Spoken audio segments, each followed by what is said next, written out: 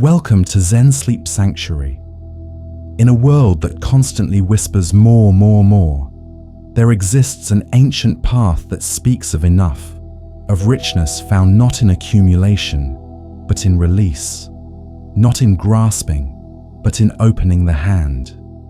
Tonight, we walk together through a story of transformation, where a soul burdened by abundance discovers the liberating truth of simplicity. From what corner of the world do you join us this evening, and what time graces your sky? The tale you are about to experience follows a merchant named Ryoshin, whose journey from excess to essence illuminates a timeless wisdom. If you seek to cultivate peace and discover the wealth that never diminishes, we invite you to subscribe to Zen Sleep Sanctuary and join our growing community of seekers. The Seeker's Burden. Weight of success. Ryoshin stood at the threshold of his merchant house, surveying rooms filled with treasures from distant lands. Silk tapestries cascaded from wooden beams, porcelain vases crowded every surface, and chests overflowed with garments he would never wear. The morning light filtered through paper screens, illuminating the dust that danced above his accumulated wealth. He had spent 15 years building this empire of objects, each purchase a promise of fulfillment that somehow never quite arrived. His fingers traced the edge of an ornate lacquered box, and he felt nothing but the familiar emptiness that had become his constant companion. The coastal village where Ryoshin conducted his trade hummed with activity each dawn. Fishermen hauled nets glistening with silver catch, women carried baskets of vegetables to market, and children chased each other through narrow streets with unencumbered laughter. He watched them from his window. These people who owned so little yet seemed to carry something he had lost, or perhaps never possessed. Their ease puzzled him. Their lightness mocked the heaviness that pressed upon his chest each morning when he woke surrounded by abundance. He had more than any 3 families in the village, yet he rose each day with a hunger that no possession could satisfy. His business thrived beyond measure. Ships arrived monthly, bearing exotic goods that villagers eagerly purchased. Ryoshin's reputation as a fair trader had spread along the coast, and his wealth grew like bamboo after rain, swift and relentless. He employed assistants to manage inventory, scribes to record transactions, and workers to maintain his expanding properties. Success, by every measure his society valued, was his. Yet success tasted like ash in his mouth. At night, lying upon an expensive futon beneath imported blankets, he stared at the ceiling and wondered why abundance felt so much like poverty. The turning point arrived on an ordinary morning that would prove extraordinary. Ryoshin walked to the market square to inspect a new shipment when he noticed a figure that seemed to exist in a different realm entirely. A monk sat beneath a cherry tree, his presence so still he might have been part of the landscape. The monk owned nothing visible except a simple brown robe, worn smooth by time and weather, and a wooden bowl resting beside him. No pack, no provisions, no possessions beyond these essentials. What arrested Ryoshin's attention was not the monk's poverty, but the quality of peace that radiated from him, like heat from sun-warmed stones. The monk's face held a serenity that Ryoshin had never witnessed in any mirror. Passers-by dropped rice or coins into the bowl, and the monk received each offering with a slight bow, his gratitude neither excessive nor performed. There was a completeness about him, as though he lacked nothing despite possessing almost nothing. Ryoshin found himself rooted to the spot, unable to proceed to his business. He studied this man who carried no burden but his own body, who owned no home but the present moment. Something ancient stirred in Ryoshin's chest, a recognition that felt like remembering rather than discovering. This monk, with his empty hands and full presence, possessed something infinitely more valuable than all the goods in Ryoshin's warehouses. As the morning stretched toward noon, Ryoshin remained transfixed. Villagers came and went, conducting their commerce, but the merchant stood frozen in contemplation. The monk eventually rose, lifted his bowl, and walked with unhurried steps toward the mountain path that led away from the village. His departure left an absence that felt paradoxically substantial. Ryoshin realized with sudden clarity that he was watching freedom walk away on bare feet. The monk carried no past in accumulated objects, no future in anxious plans. He simply walked, fully present to the act of walking, unencumbered by the weight that bent Ryoshin's shoulders and burdened his heart. That evening, Ryoshin could not bring himself to enter his house. He sat on the steps outside, watching stars emerge in the darkening sky. Each star appeared without effort, shone without striving, and would disappear without regret. They owned nothing, needed nothing beyond their nature, and fulfilled their purpose through simple being. He thought of the monk, of that bowl and robe, of the freedom visible in every gesture. A question formed in his mind, sharp and persistent as a thorn. What if wealth was not what he had been taught? What if the accumulation of objects was actually the accumulation of chains? Sleep came late that night, and when it arrived, it brought dreams of walking unburdened through mountain valleys. In the dream, Ryoshin carried nothing, owned nothing, and felt a lightness he had forgotten was possible. He woke before dawn with tears on his face, not from sadness, but from a longing so intense it bordered on pain. The longing was not for more possessions, more success, more of what he already had in excess. It was a longing for less, for simplicity, for the freedom to exist without the constant weight of maintenance, protection, and accumulation. The monk had planted a seed, and it was already beginning to crack open in the soil of Ryoshin's awakening heart. He rose and walked through his house, seeing it as if for the first time.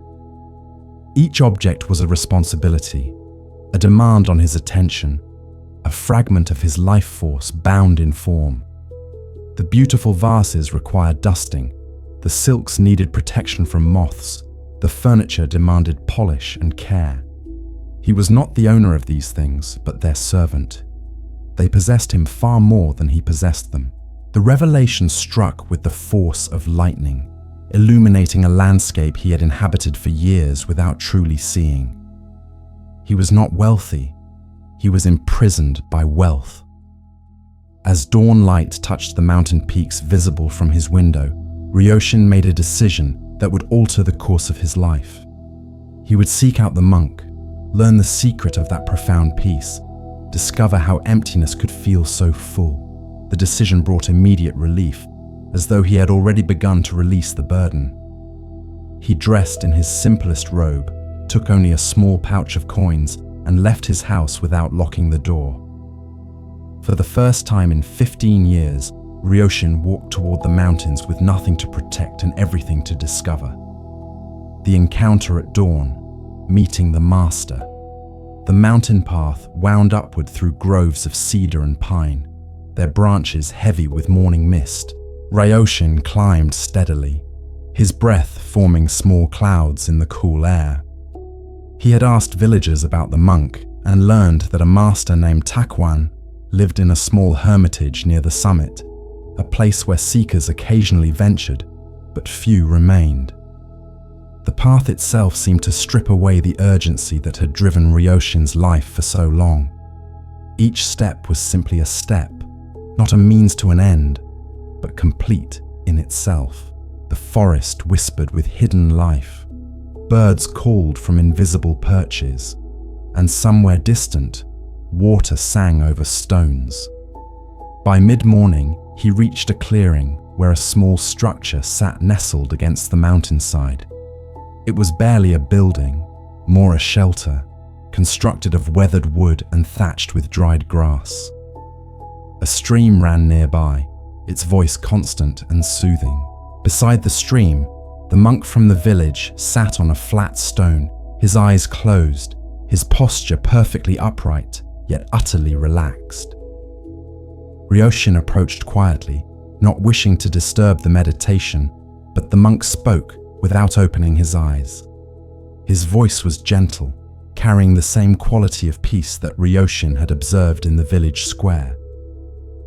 Master Takuan invited Ryoshin to sit, and together they remained in silence as the sun climbed higher. The merchant expected questions about his purpose, but none came. The master simply sat, and Ryoshin found himself settling into the stillness, like a stone sinking through water. Time lost its urgency here. Minutes or hours passed, he could not say which. When Takuan finally opened his eyes, they held a depth that reminded Ryoshin of mountain lakes, clear and fathomless. The master gestured toward the hermitage, and they walked together to its entrance. Inside, the dwelling was stark in its simplicity. A sleeping mat rolled in one corner, a small altar with a single flower in a bamboo vase, a few books, a tea set, nothing else.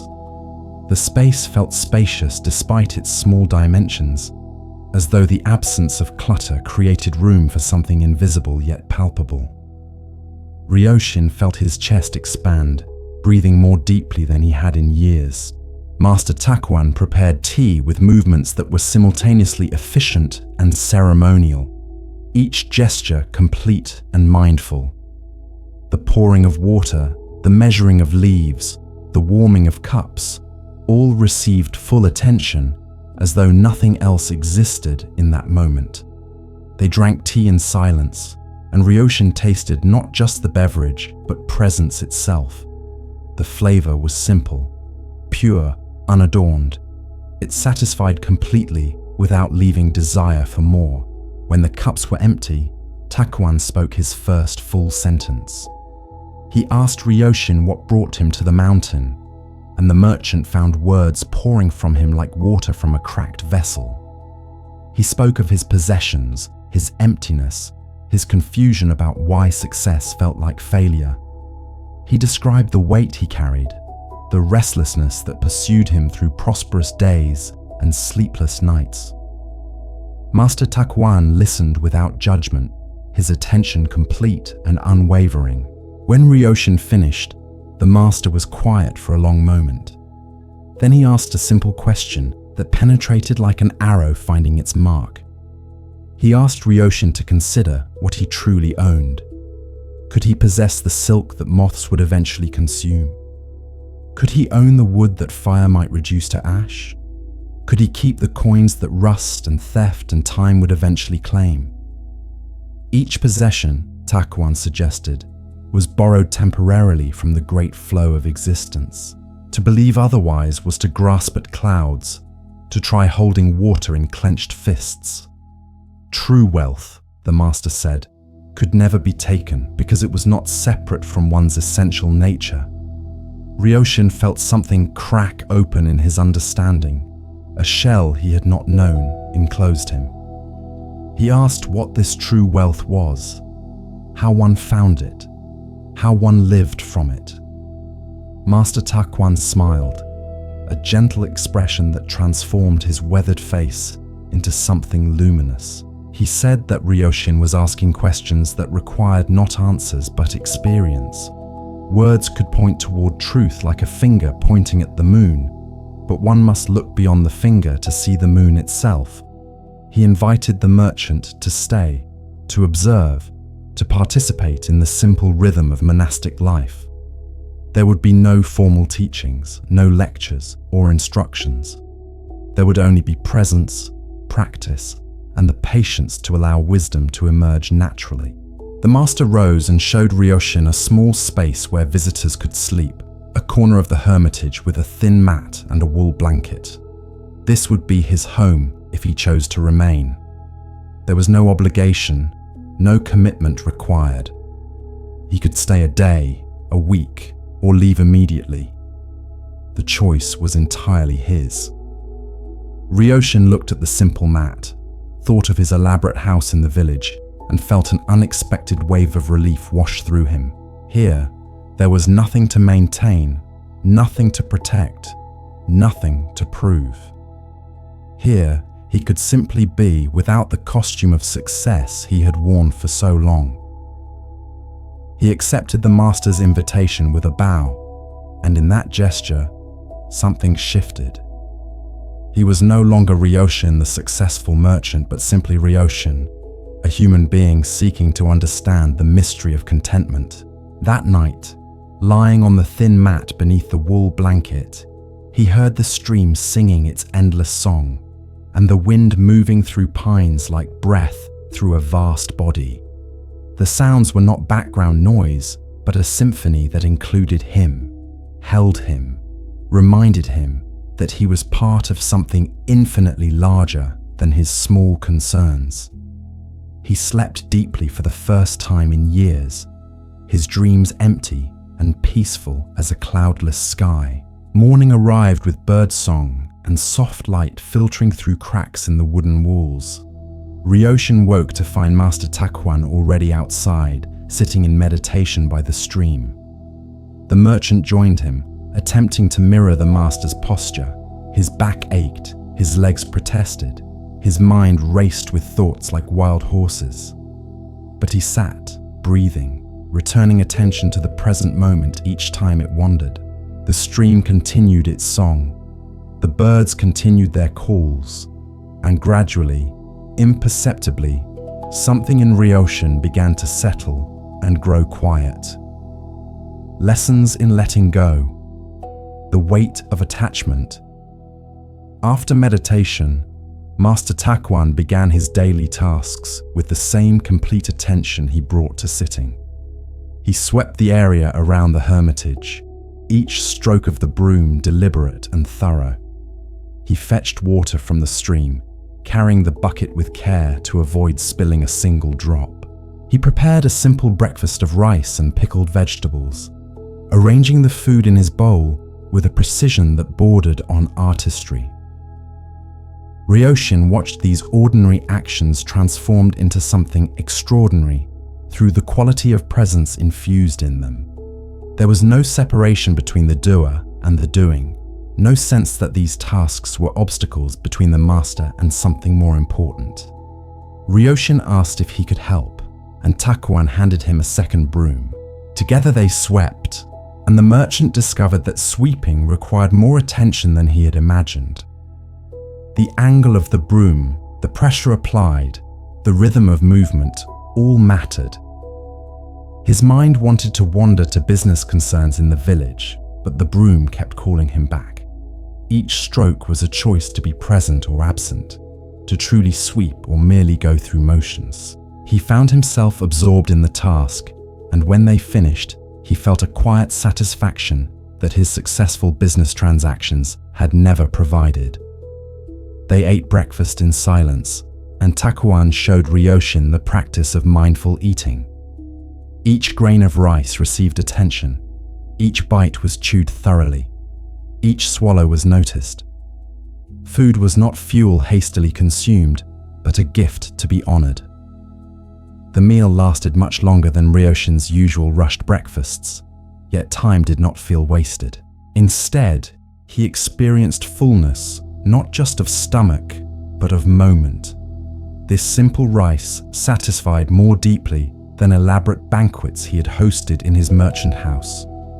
Simplicity, he began to understand, was not deprivation, but distillation, the removal of excess to reveal essence. After breakfast, Master Takuan spoke about attachment and its costs. He explained that attachment was not the same as appreciation or enjoyment. One could appreciate beauty without needing to possess it, enjoy an experience without clinging when it ended. Attachment arose from the illusion that security could be found in external things, that happiness depended on circumstances remaining fixed. This illusion, the master said, guaranteed suffering because circumstances were by nature impermanent. Everything changed, everything passed, everything eventually returned to the great void from which it emerged. To attach to the impermanent was to build a house on sand and then expressed surprise when waves washed it away. Takuan told a story about a farmer who collected stones from his fields. The farmer found beautiful stones and could not bear to discard them, so he placed them in a cart. Each day, he found more beautiful stones, and his cart grew heavier. Eventually, the cart became so laden that the farmer could no longer move it.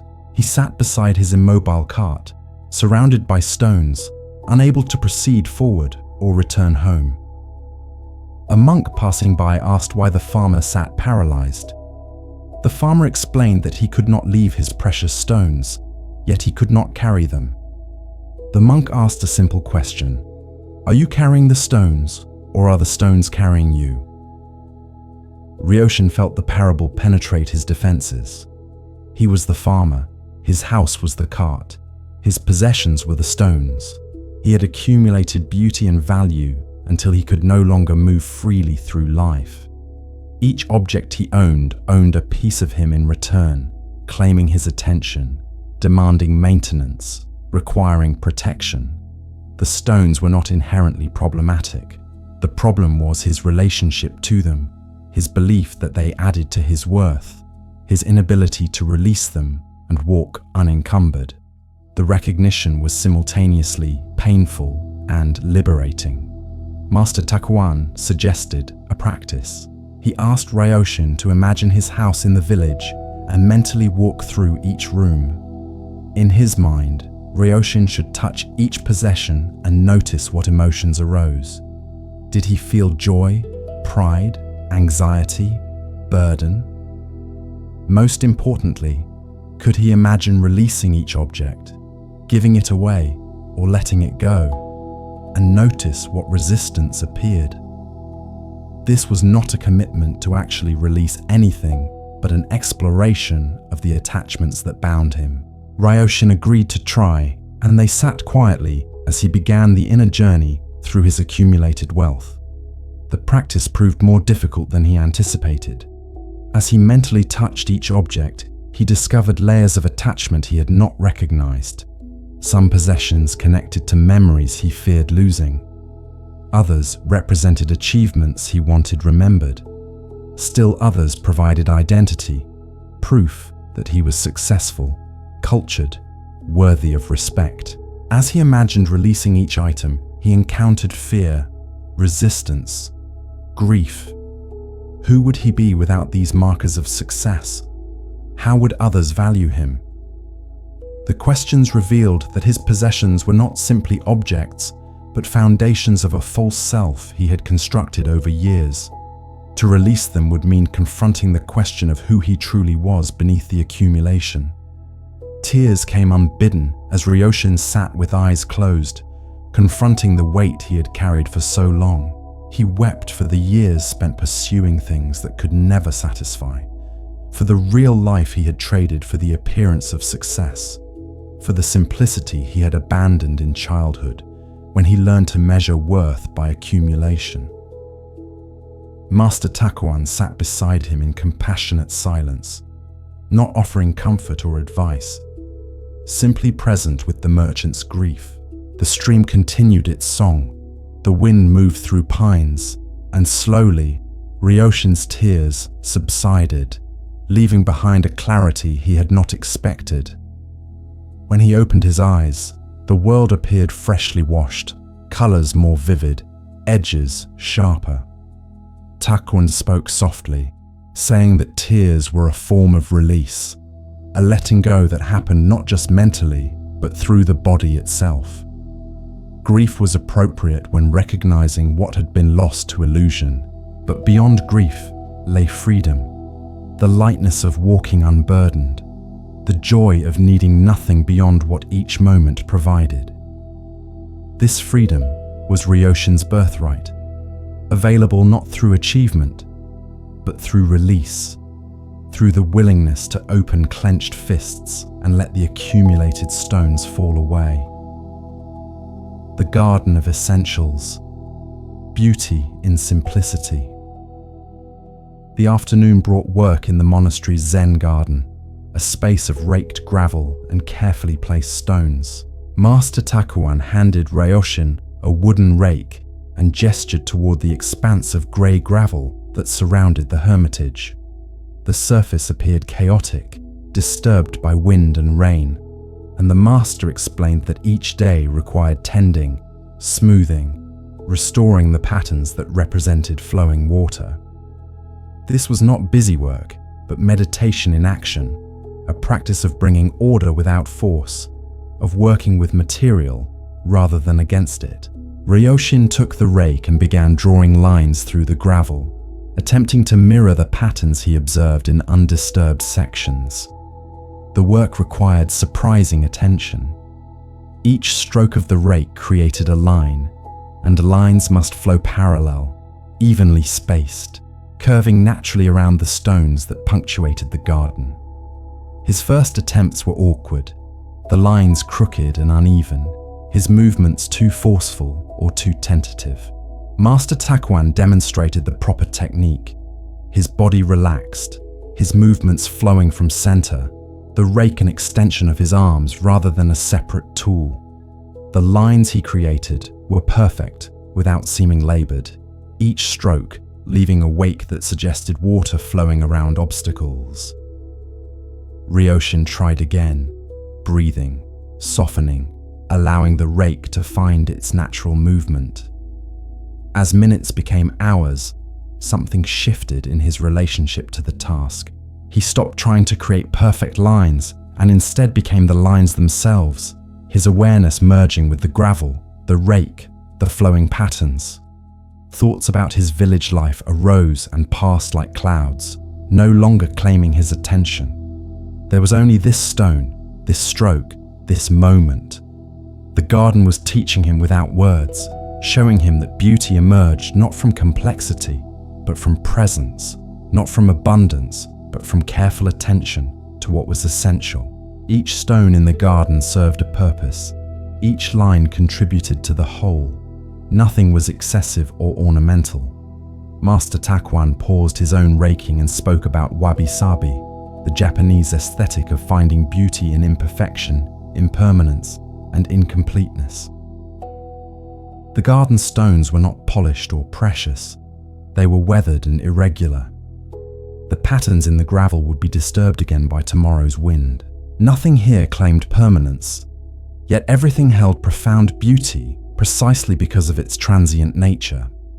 A perfect, unchanging garden would be dead, sterile, removed from the flow of life. This garden breathed with existence, accepted change, embodied the truth that all things arose, endured briefly, and passed away. Ryoshin looked at the stones with new eyes. One large stone sat near the center, its surface marked by moss and lichen, its shape asymmetrical and rough. Yet its placement was perfect, its presence commanding without dominating. It did not need to be more beautiful, more valuable, more anything. It was sufficient exactly as it was, and its sufficiency created a kind of nobility that no ornament could enhance. He thought of his porcelain vases, his silk tapestries, all chosen for their perfection and value. They were beautiful, certainly, but their beauty was rigid, complete, leaving no room for imagination or the marks of time. They resisted the flow rather than participating in it. The master explained that in creating a Zen garden, the artist removed rather than added. One began with many stones and eliminated until only the essential remained. Each stone left in place had earned its position through contributing to the whole in a way nothing else could. This was the practice of simplicity, not settling for less, but distilling to essence, removing everything that did not serve truth or beauty or function. A simple room with one perfect flower arrangement could hold more beauty than a room crammed with decorations. Less became more when less was chosen with wisdom and care. As the sun moved toward the horizon, painting the sky in shades of orange and gold, Ryoshin completed his section of the garden. The lines were not perfect by objective standards, but they were sincere, created with full attention and care. Master Takuan examined the work and nodded with approval. He said that Ryoshin's lines showed presence, and presence was more valuable than technical perfection. A perfectly raked garden created with absent mind was inferior to an imperfect garden created with whole heart. The garden received the quality of attention brought to it and reflected that quality back to all who observed. They sat on the wooden steps of the hermitage, looking at the garden as twilight deepened. The stones became dark silhouettes, the raked patterns visible only as subtle variations in shadow. Ryoshin felt a contentment that had nothing to do with achievement or acquisition. He had created nothing permanent, solved no problems, gained no profit. Yet the afternoon felt full, complete, deeply satisfying. He had participated in something larger than himself, contributed care to a small corner of existence, touched beauty without needing to possess it. The garden would require tending again tomorrow and the day after, and this endless cycle was not futility but practice, not repetition but return. Master Takuan spoke quietly about the difference between owning and tending. Ownership implied control, possession, the ability to keep something fixed and secure. Tending acknowledged impermanence, participated in the flow, offered care without demanding permanence. One could not own a garden, only tend it. One could not own beauty, only appreciate it. One could not own peace, only practice it. The shift from ownership to tending was the shift from grasping to opening, from accumulation to participation. It was the shift from poverty of spirit to true wealth. Night arrived with stars piercing the darkening blue. The garden disappeared into shadow, yet its presence remained palpable.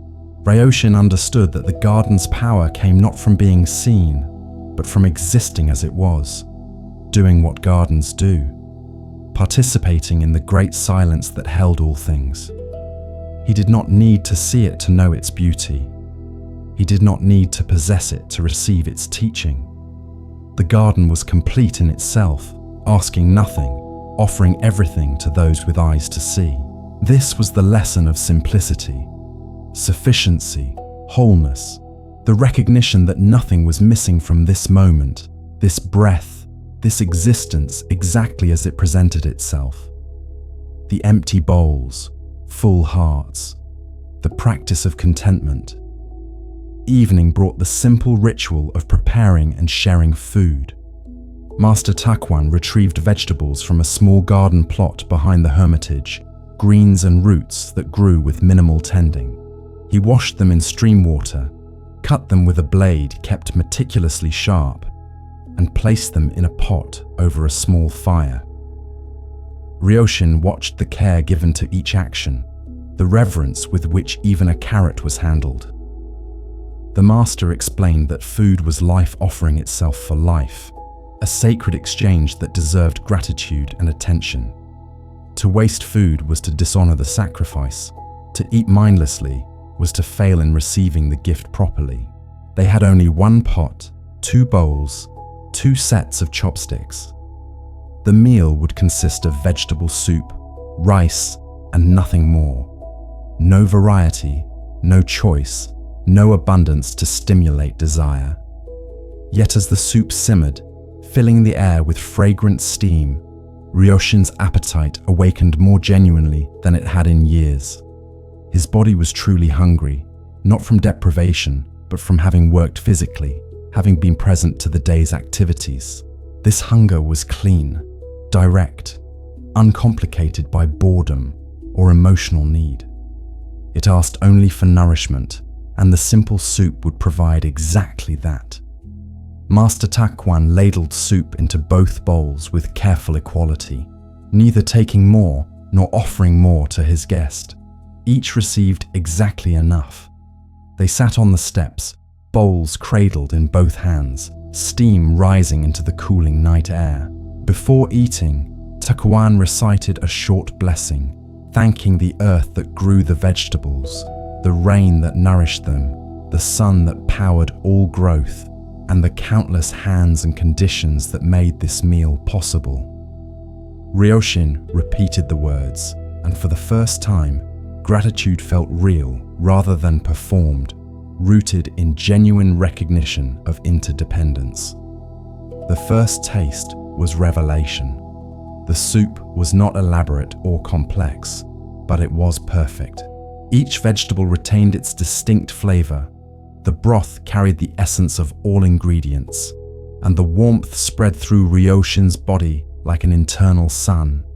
He ate slowly, savoring each spoonful, chewing thoroughly, noticing the textures and temperatures. The bowl seemed bottomless, each serving satisfying completely. When he finished, he felt neither stuffed nor wanting, but precisely full, his body's needs met without excess. This sensation of sufficiency was foreign yet deeply familiar, as though he remembered it from a distant past. Master Takuan spoke about santuthi, the Pali word for contentment.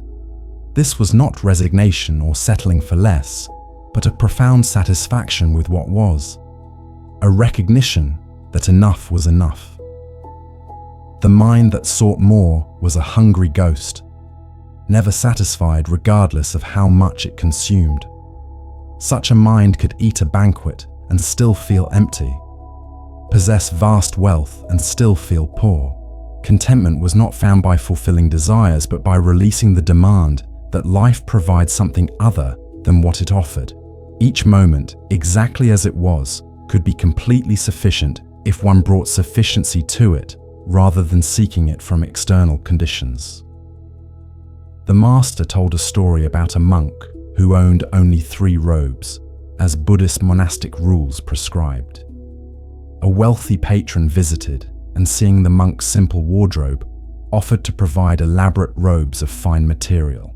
The monk smiled and declined, explaining that 3 robes were precisely what he needed: 1 to wear, 1 to wash, 1 for spare. More robes would require more storage, more maintenance, more attention. They would become a burden rather than a blessing. The patron was puzzled and asked if the monk did not want beautiful things. The monk replied that beauty was in his eyes, not in cloth, and his eyes found beauty everywhere without needing to possess it. Ryoshin thought about his own closets full of garments, most unworn, many forgotten. He had chased variety and quality, believing that the right clothes would somehow complete him. Yet he often stood before his abundance, feeling he had nothing to wear, unsatisfied regardless of choice. The monk with 3 robes experienced more freedom than Ryoshin with his countless options. Choice beyond a certain point became paralysis. Simplicity liberated energy and attention for what truly mattered.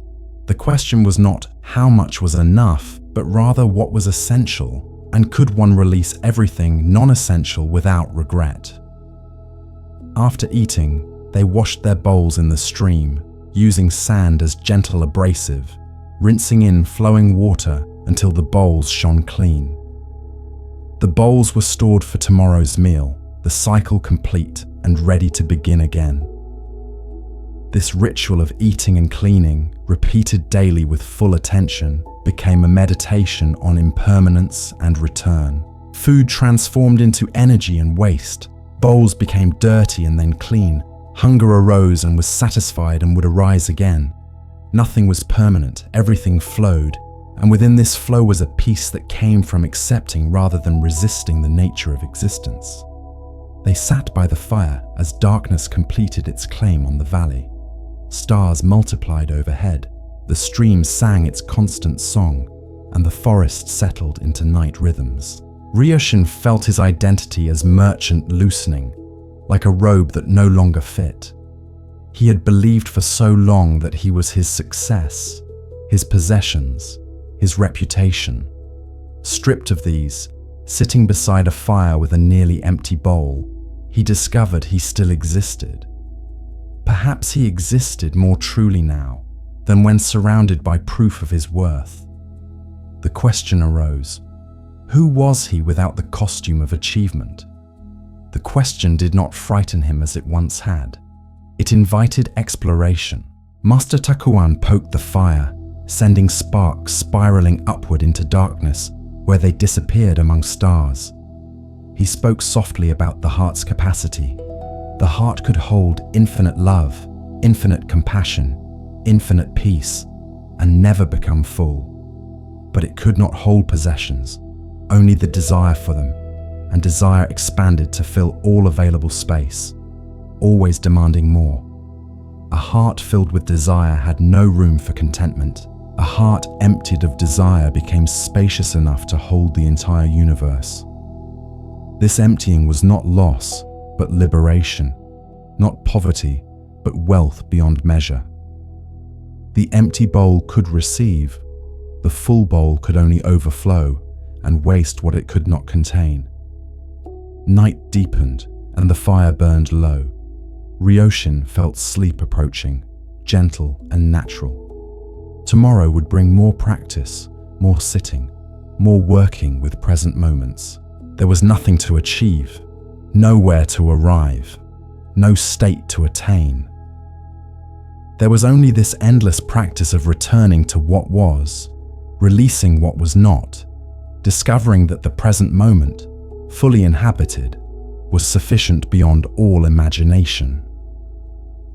He bowed to Master Takuan and retired to his sleeping mat, carrying with him the taste of simple soup and the warmth of contentment that no possession had ever provided.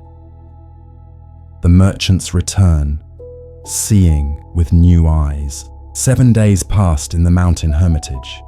7 days of meditation and mindful work and simple meals. Ryoshin felt something fundamental shifting in his perception, as though scales were falling from his eyes. The world appeared brighter, more vivid, more alive. Colors sang with intensity he had never noticed. Sounds carried nuances that had escaped his dulled senses. Even the air seemed richer, more nourishing. Master Takuan explained that the mind, freed from constant planning and worrying and desiring, naturally became more perceptive, more present to the world as it actually was, rather than as one wished or feared it might be. On the 8th morning, Ryoshin announced his intention to return to the village. He felt called not to abandon his life there, but to transform it, to bring the mountain's teachings into daily existence. Master Takuan supported this decision, explaining that retreat was valuable, but integration was essential. The hermitage was practice ground, not escape. True freedom must be found in the marketplace, among relationships and responsibilities, or it was merely another form of attachment, clinging to peace rather than to possessions. The master blessed Ryoshin's journey and invited him to return whenever he needed refuge or guidance. The descent was easier than the climb had been, gravity assisting rather than resisting. Ryoshin moved slowly, mindfully, noticing the forest around him with fresh appreciation. Each tree was distinct, each bird call unique, each shift in light and shadow a small miracle. By afternoon, he reached the village and walked familiar streets that now seemed foreign. The noise assaulted him after days of mountain silence.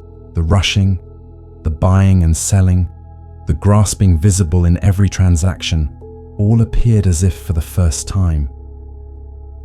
Had he truly lived this way, moving through days with such agitation and blindness? His house stood as he had left it, door unlocked, possessions undisturbed. He entered slowly, walking through rooms that felt simultaneously familiar and alien. The abundance that had once seemed desirable now appeared oppressive. The air was stale, heavy with the presence of too many objects competing for attention. He moved from room to room, touching possessions that had defined his identity for 15 years. Each object was asking, "Do you need me? Does my presence serve your true life? Can you release me with gratitude and without regret?" The process of evaluation was both painful and liberating. Some possessions he recognized as genuinely useful or beautiful, worthy of keeping and tending properly, but most were revealed as excess, accumulated from habit or insecurity or the belief that more meant better. He began sorting, creating piles of what to keep and what to release. The task would take days or weeks, but he had no deadline, no urgency. This was not spring cleaning, but a fundamental reimagining of how to live, what to value, how to construct a life around essence rather than accumulation. Neighbors noticed Ryoshin carrying furniture and clothing and household goods into the street, offering them freely to anyone who could use them. Curiosity brought visitors to his door, asking what had happened, whether he faced financial ruin. He explained simply that he was learning to live with less, discovering that simplicity brought peace. Some listeners nodded with understanding, recognizing wisdom in his words. Others looked at him with confusion or concern, worried that he had suffered some breakdown. The merchant who had been their model of success was dismantling his success, and this challenged their own assumptions about the nature of a good life. Among the visitors was Ren, a young man who worked the fishing boats. Ren had always watched Ryoshin with a mixture of envy and admiration, seeing in the merchant proof that hard work could bring security and respect. Now, watching his role model give away wealth, Ren was bewildered. He asked Ryoshin directly, "Have you gone mad? Why work so hard to build success only to discard it?" Ryoshin invited Ren to sit, offered tea, and spoke honestly about his journey. He described the emptiness that accompanied abundance, the weight of possessions, the freedom discovered in simplicity. He said he had not gone mad but sane, not lost wealth, but found it. Ren listened with visible skepticism, yet genuine curiosity. He was young, ambitious, hungry for the success Ryoshin was releasing. Yet something in the merchant's demeanor was compelling. Ryoshin radiated a peace that was undeniable, a lightness that contrasted sharply with the driven, anxious energy that characterized most successful villagers. Ren asked if Ryoshin regretted his years of work, whether he felt he had wasted his life. The merchant smiled and said regret was pointless.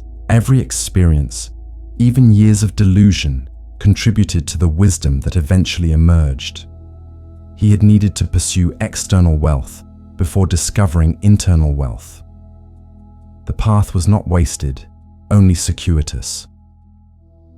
As evening approached, Ren departed with one of Ryoshin's silk tapestries, a gift the young man accepted with confused gratitude.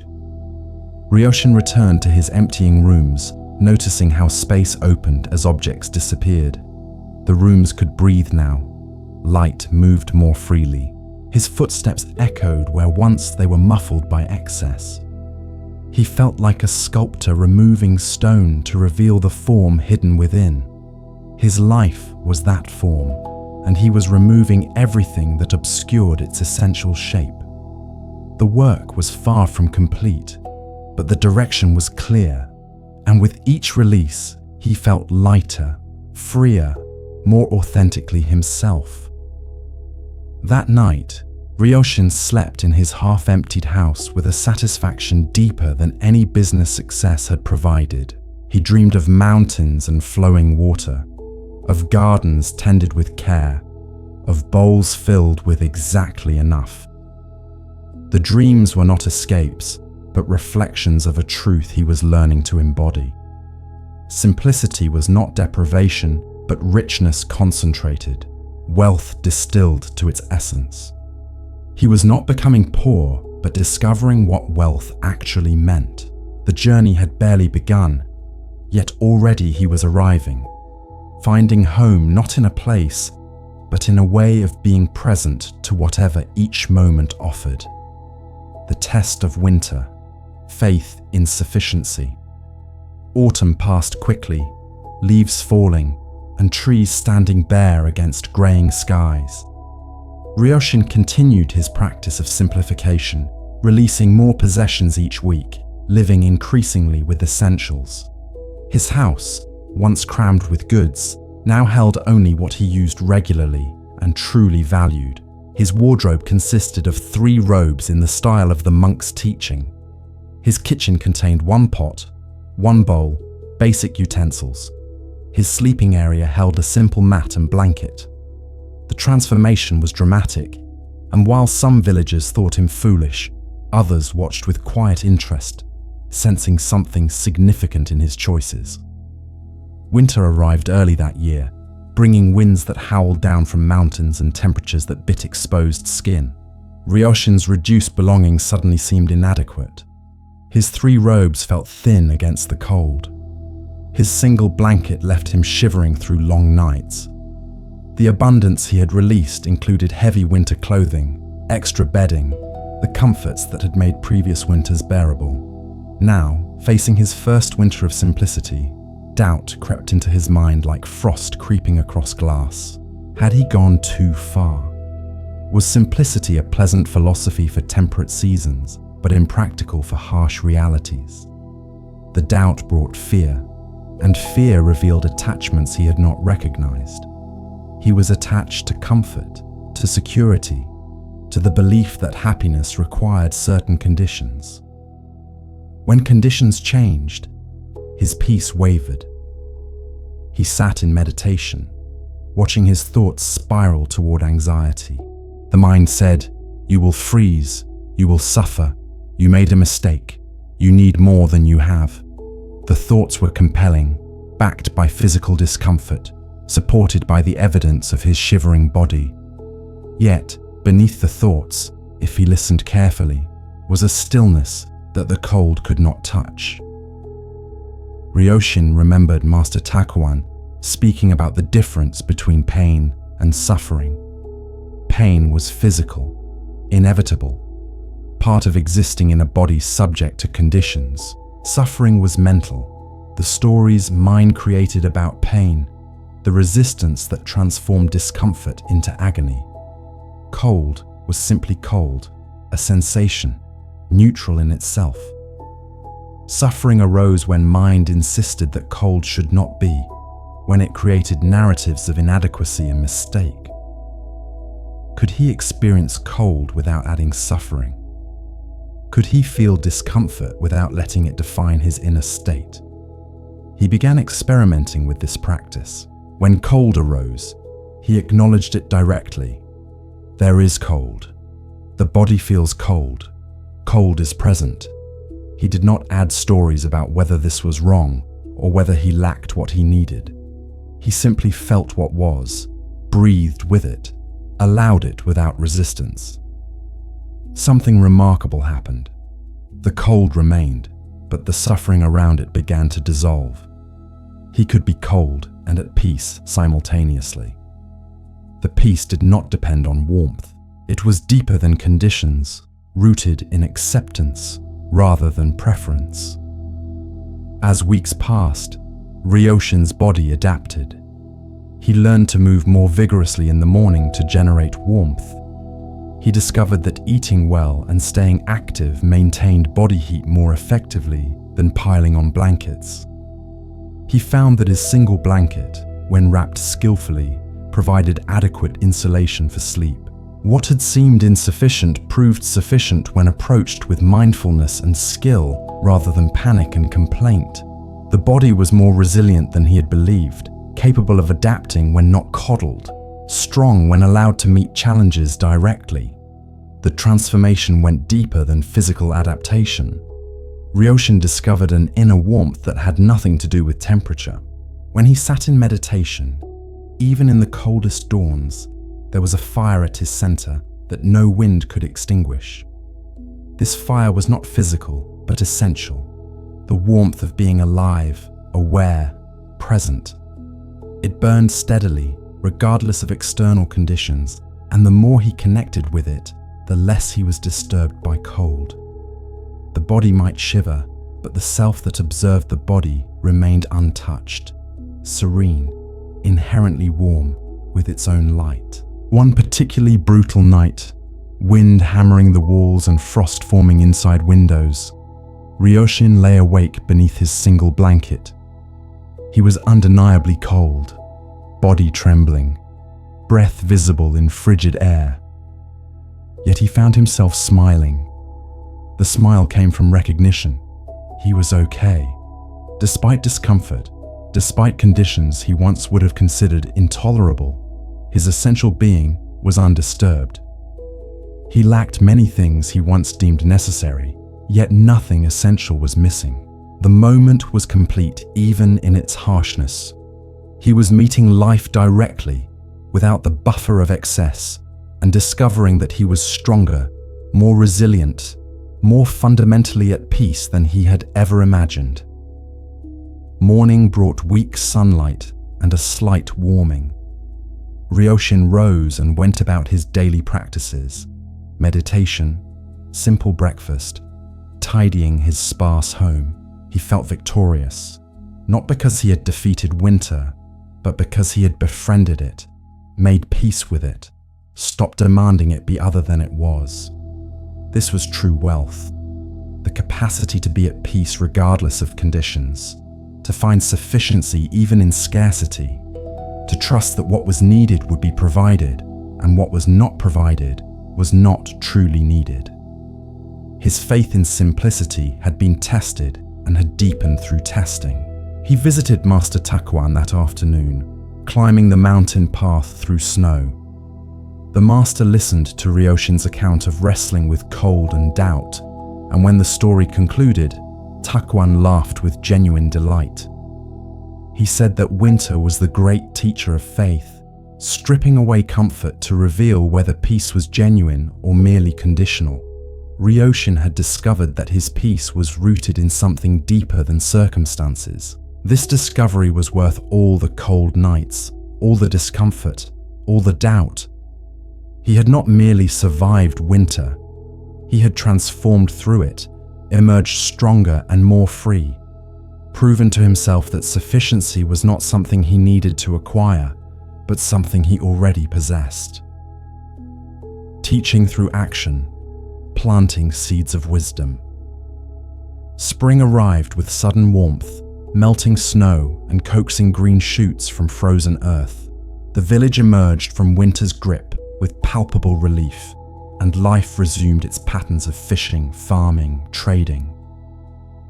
Ryoshin observed the seasonal transformation with appreciation deepened by his winter trials. He had survived cold with minimal provisions, and the experience had solidified his commitment to simplicity.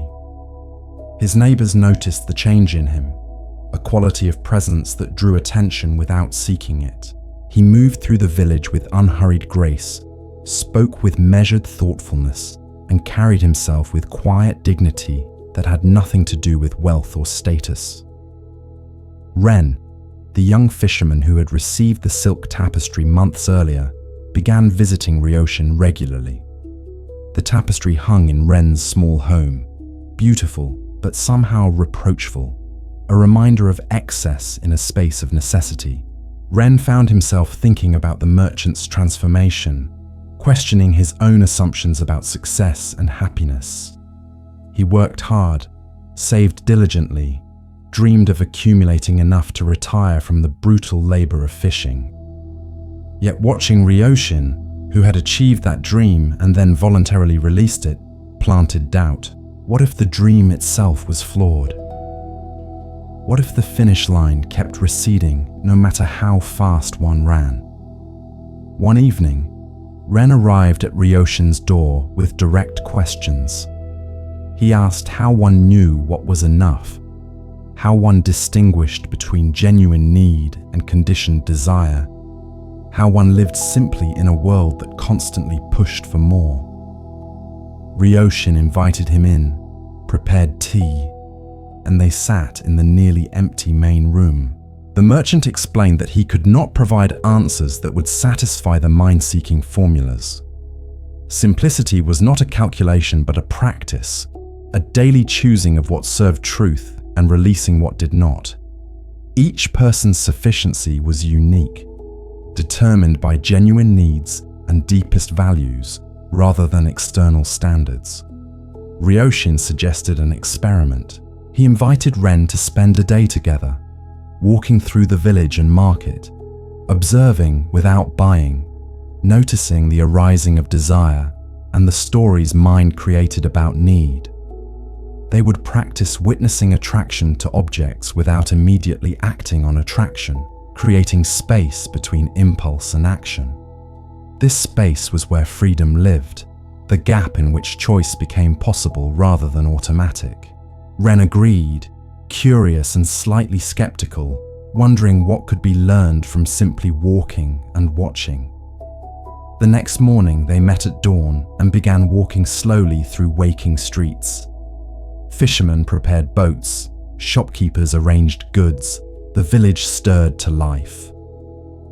Ryoshin walked with complete attention, noticing everything, judging nothing. Ren tried to match this quality of presence but found his mind constantly commenting, comparing, desiring. They entered the market where vendors displayed vegetables, cloth, tools, ceramics, all the goods that made village life possible.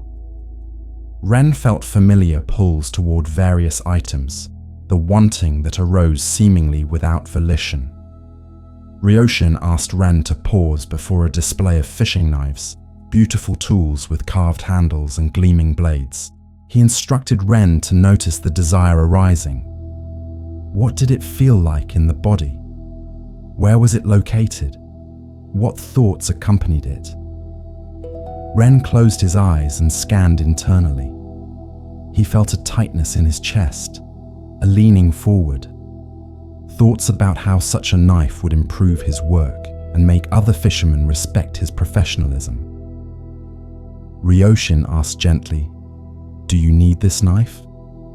Ren admitted he owned a functional knife already.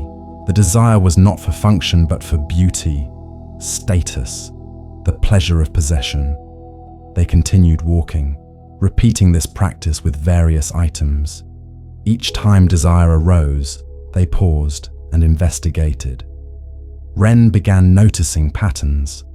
Much of what he wanted was not needed for survival, or even for genuine enhancement of life. The wanting was habitual, triggered by seeing, fueled by imagination about how possession would make him feel. The objects themselves were neutral, but his mind projected onto them the promise of satisfaction, completeness, arrival. This promise was always false. Previous purchases had provided momentary pleasure followed quickly by renewed wanting. The hunger never ended, because it was not actually about objects, but about a hole inside that no object could fill. The realization was simultaneously liberating and discouraging. Ren asked, "If desire is endless and unfulfillable, what is the point? Why not indulge since satisfaction is impossible either way?" Ryoshin smiled at the question, recognizing his own earlier confusion.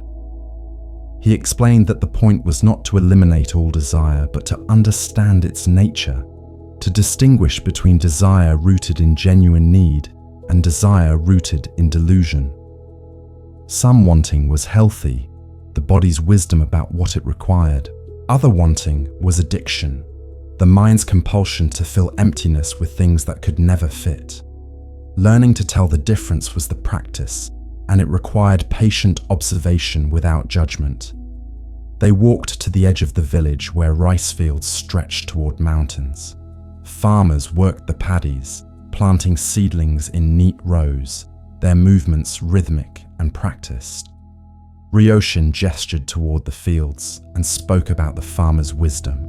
Farmers planted seeds, tended growth, harvested in season, then allowed fields to rest.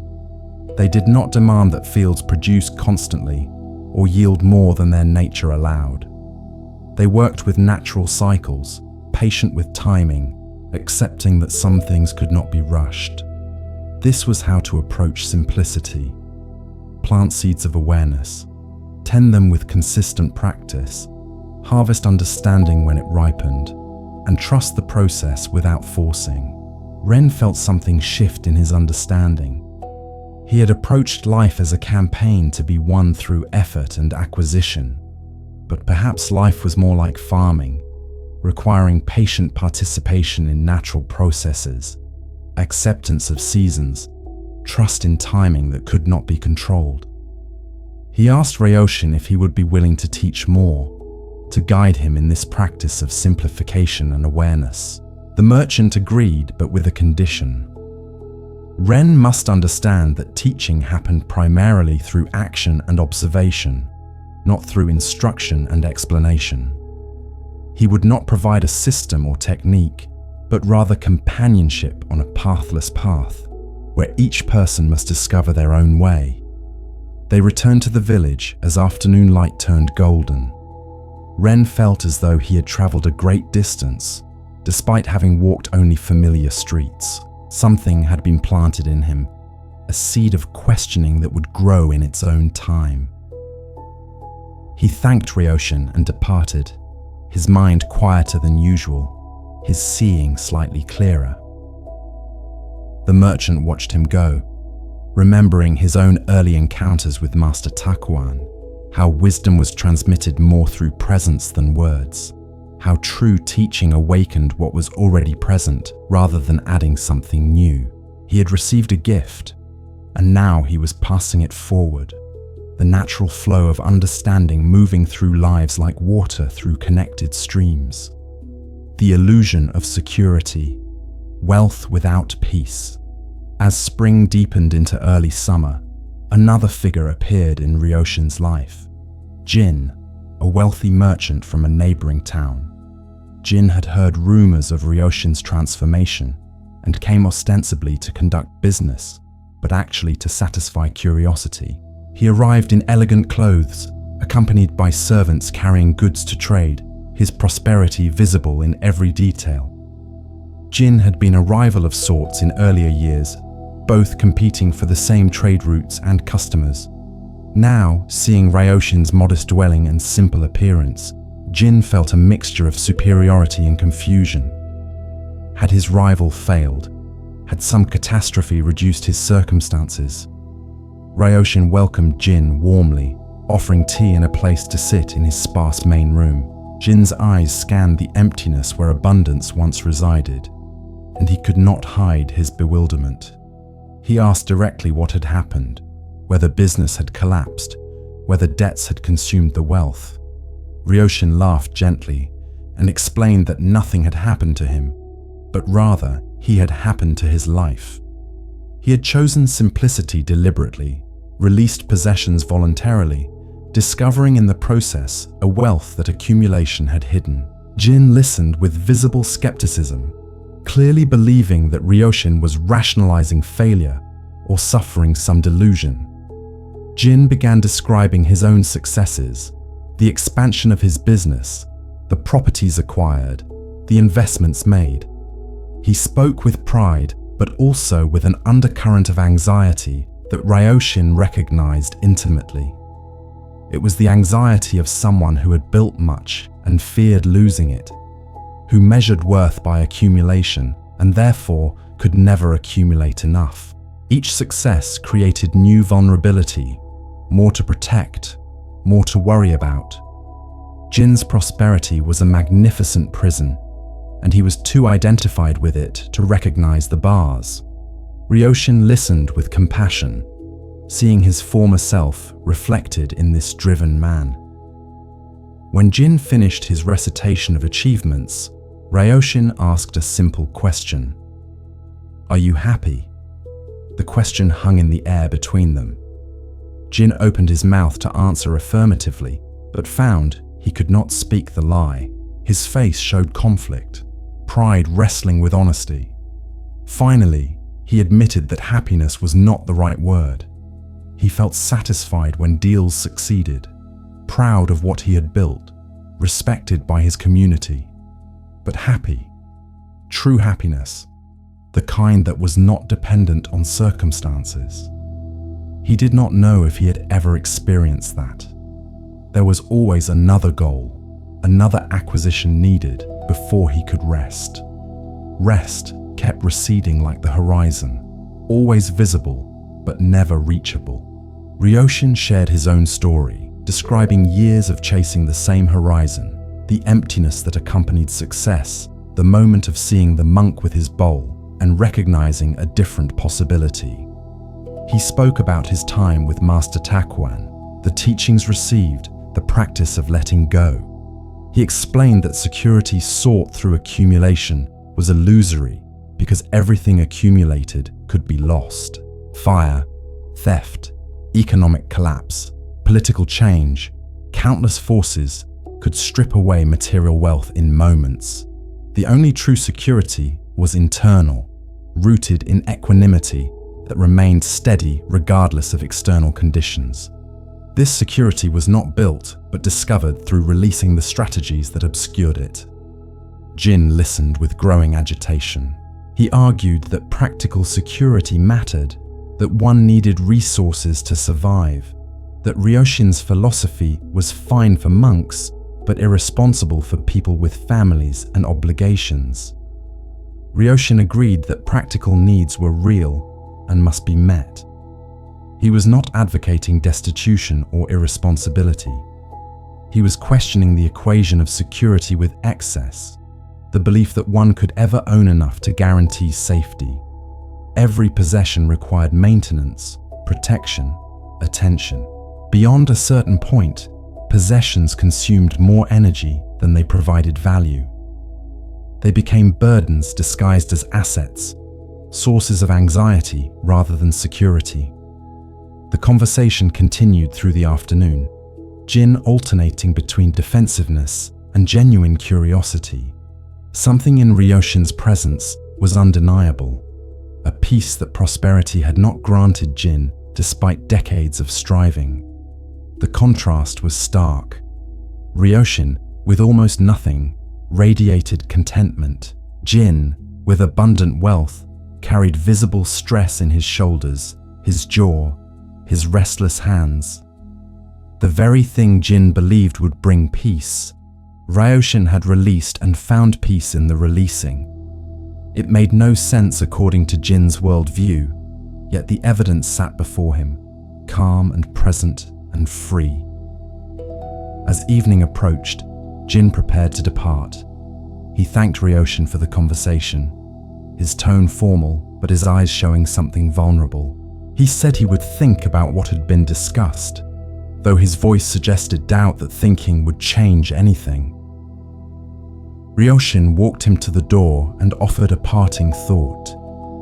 He said that Jin need not make dramatic changes or abandon his life. Perhaps he could simply begin noticing.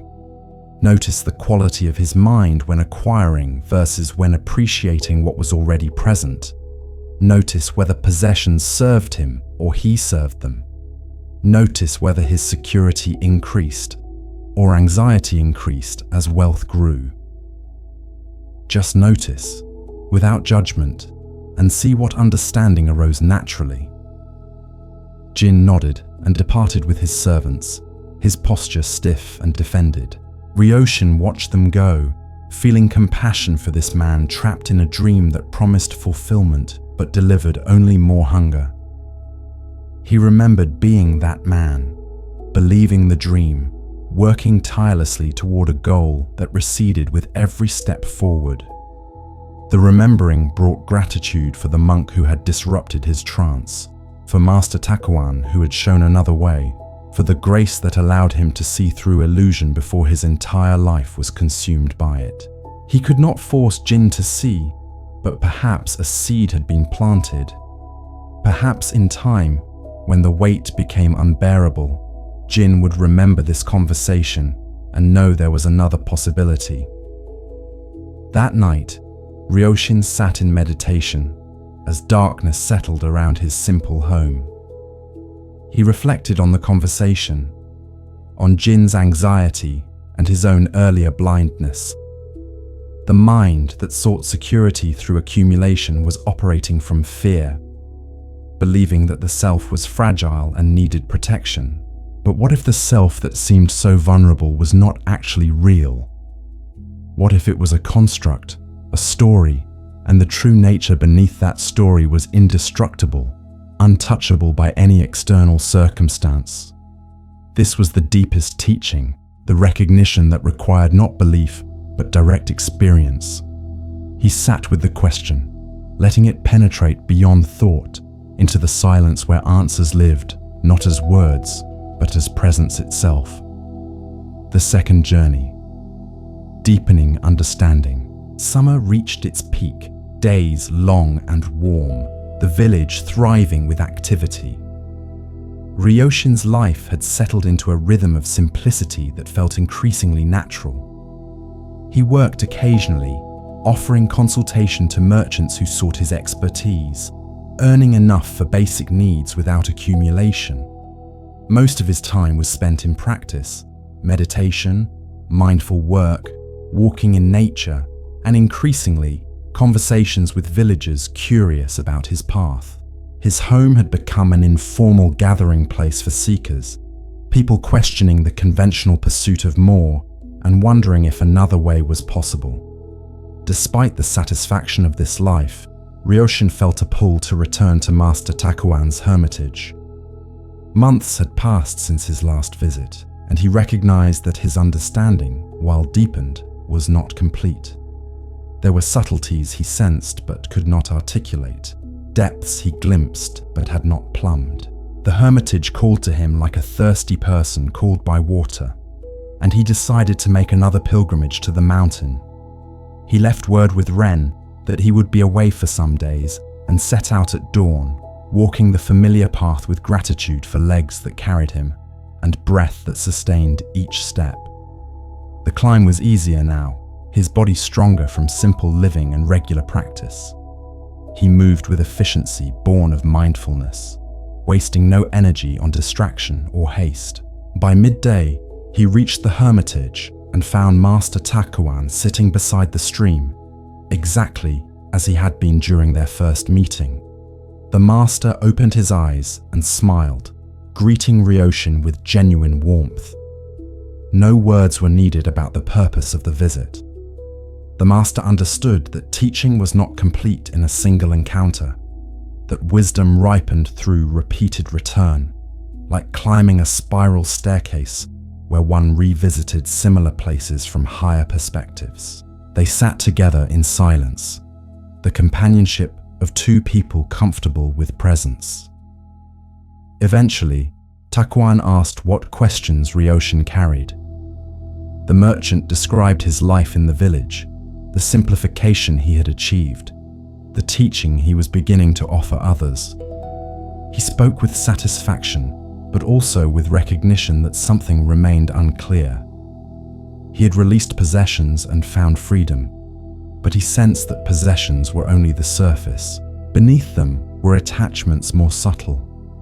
Attachment to being seen as wise, to his identity as one who had transcended materialism, to the respect his transformation generated. Were these not simply new forms of the same old grasping? Master Takuan nodded with approval at the question.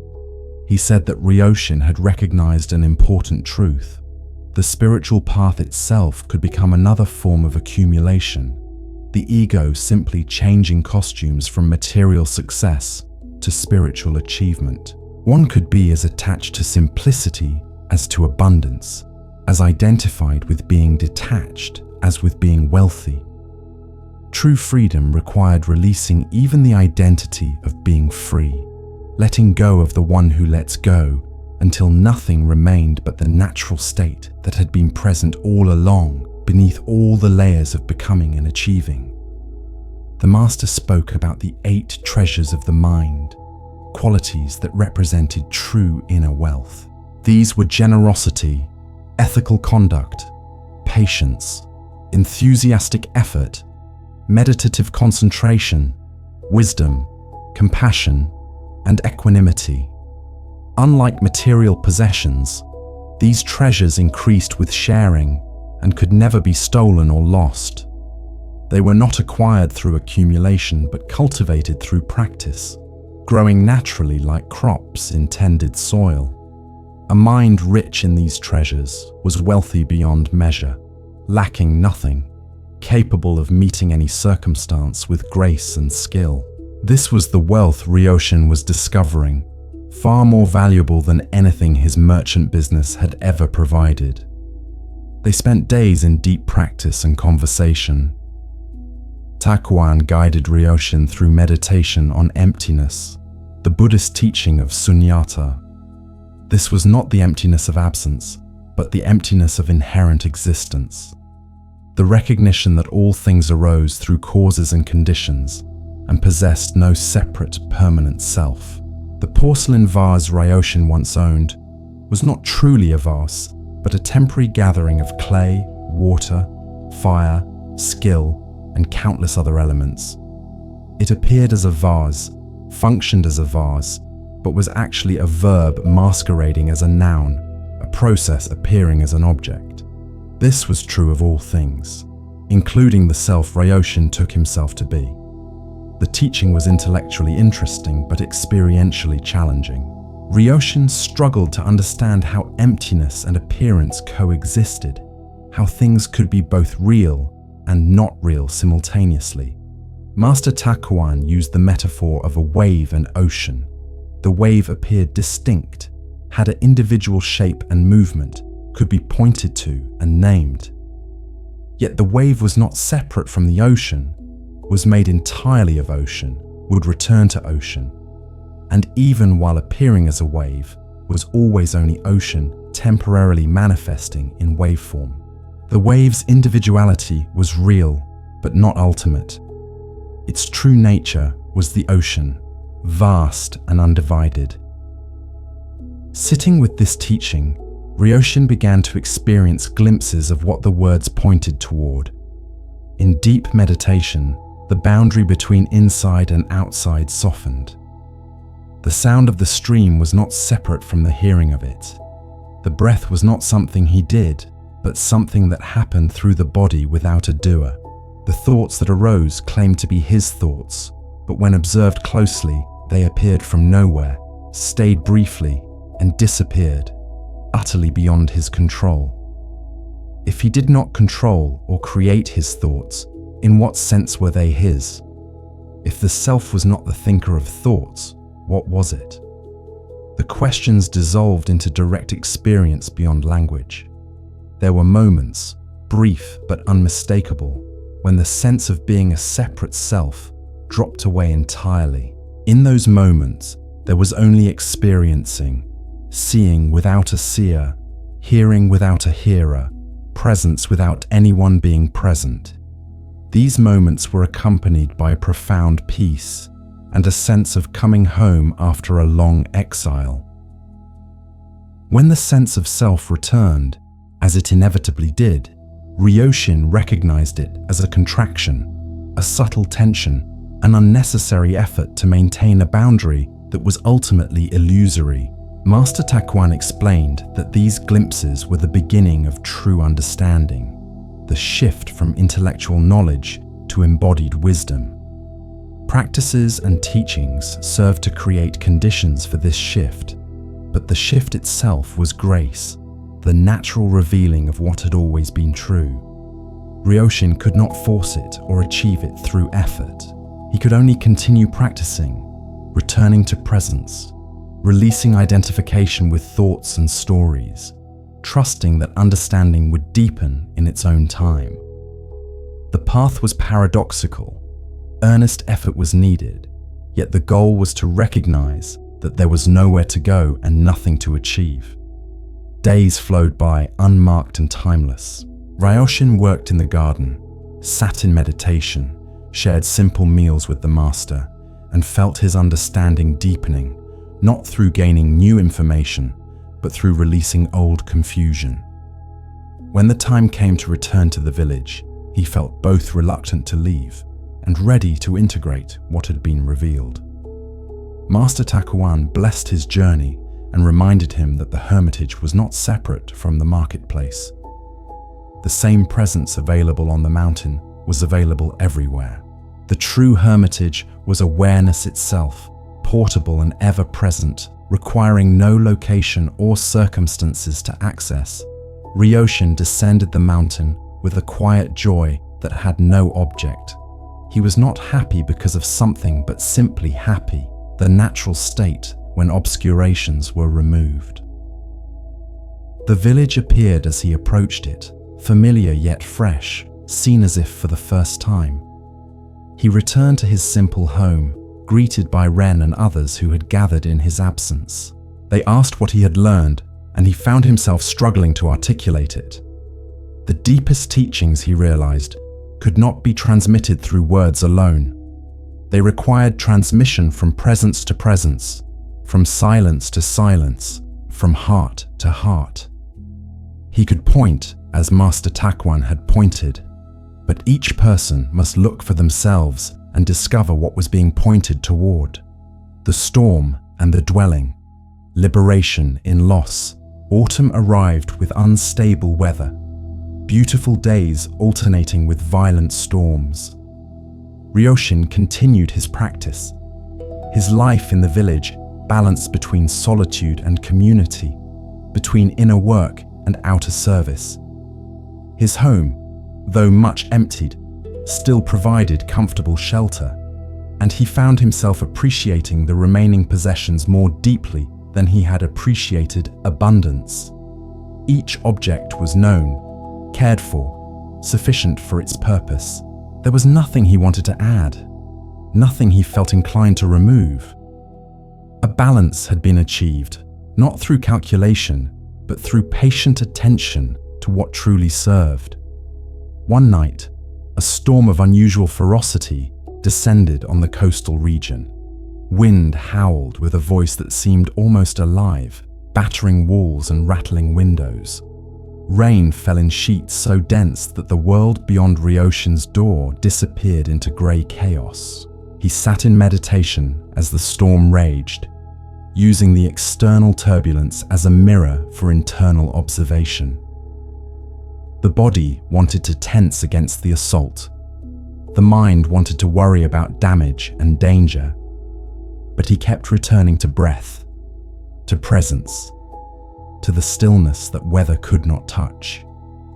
The storm was spectacular, terrifying, magnificent in its power. Yet the awareness observing the storm remained untouched, peaceful, vast enough to hold all phenomena without being disturbed. A tremendous crack split the night, louder than thunder, followed by a grinding, tearing sound. Part of Ryoshin's roof collapsed, timber beams snapping under the force of a falling tree. Rain poured through the opening, soaking the sleeping area, flooding the floor. The house that had sheltered him for years was suddenly breached, vulnerable, failing in its primary function. His immediate reaction was shock, the body flooding with adrenaline, the mind racing to assess damage and formulate response. Then, beneath the panic, something else arose, a calm recognition that this too was simply what was happening, neither good nor bad in itself, but simply the unfolding of conditions. He moved what he could to the dry section of the house and waited for dawn. The storm continued through the night, rain entering the broken roof, wind moaning through the gap. Ryoshin sat wrapped in his blanket, watching water pool on the floor, observing his mind's response to loss. There was grief for the damage, practical concern about repair, but beneath these surface reactions was something surprising, a kind of freedom. The house had been damaged, possessions soaked, yet he remained essentially unharmed. The storm had taken things, but could not take what was essential. His peace did not depend on the integrity of walls or the dryness of belongings. Morning revealed the full extent of damage. A large pine had fallen, its trunk crushing part of the roof and one wall. Water had ruined the few material goods he still owned: clothing, sleeping mat, some stored food. The house was not destroyed but significantly damaged, requiring extensive repair or perhaps abandonment. Neighbors gathered to assess the situation and offer help. They expressed sympathy for his loss, but Ryoshin surprised them by expressing gratitude. He was grateful that no one was injured, grateful that most of the structure remained intact, grateful for the teaching the storm had provided about impermanence and non-attachment. Ren arrived with tools and offered to help rebuild. Others joined, and soon a small crew was working to remove the fallen tree, patch the roof temporarily, prevent further damage. Ryoshin participated in the work, his movements steady and focused, his demeanor calm. One neighbor commented that he seemed remarkably peaceful for someone whose home had been destroyed. Ryoshin smiled and said the home was damaged, not destroyed, and even if it had been completely destroyed, the damage would be to a structure, not to his essential self.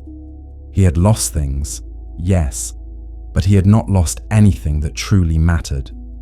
This distinction made all the difference. As they worked, Ryoshin felt a lightness that seemed inappropriate to the circumstances yet was undeniably present. The storm had taken from him, but the taking had also freed him. He had been attached subtly to his simple home, to the identity of one who had successfully simplified. The storm had smashed that attachment, revealing that even simplicity could become a prison if one clung to it. Now, with the house broken open, he had an opportunity to rebuild with even greater freedom, or perhaps not to rebuild at all, to discover what life might look like without even this minimal shelter. The possibilities felt liberating rather than frightening. By evening, they had secured the structure enough to prevent further damage, though real repair would take weeks. The crew departed, and Ryoshin surveyed what remained. The house was shabby now, marked by damage and makeshift patches. It would never again have even the modest dignity it once possessed.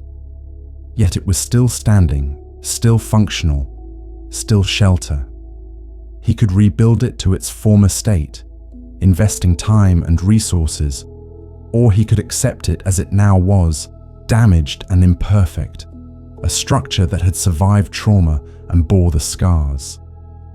The second option appealed to him, an embodiment of wabi-sabi, the beauty of imperfection and impermanence.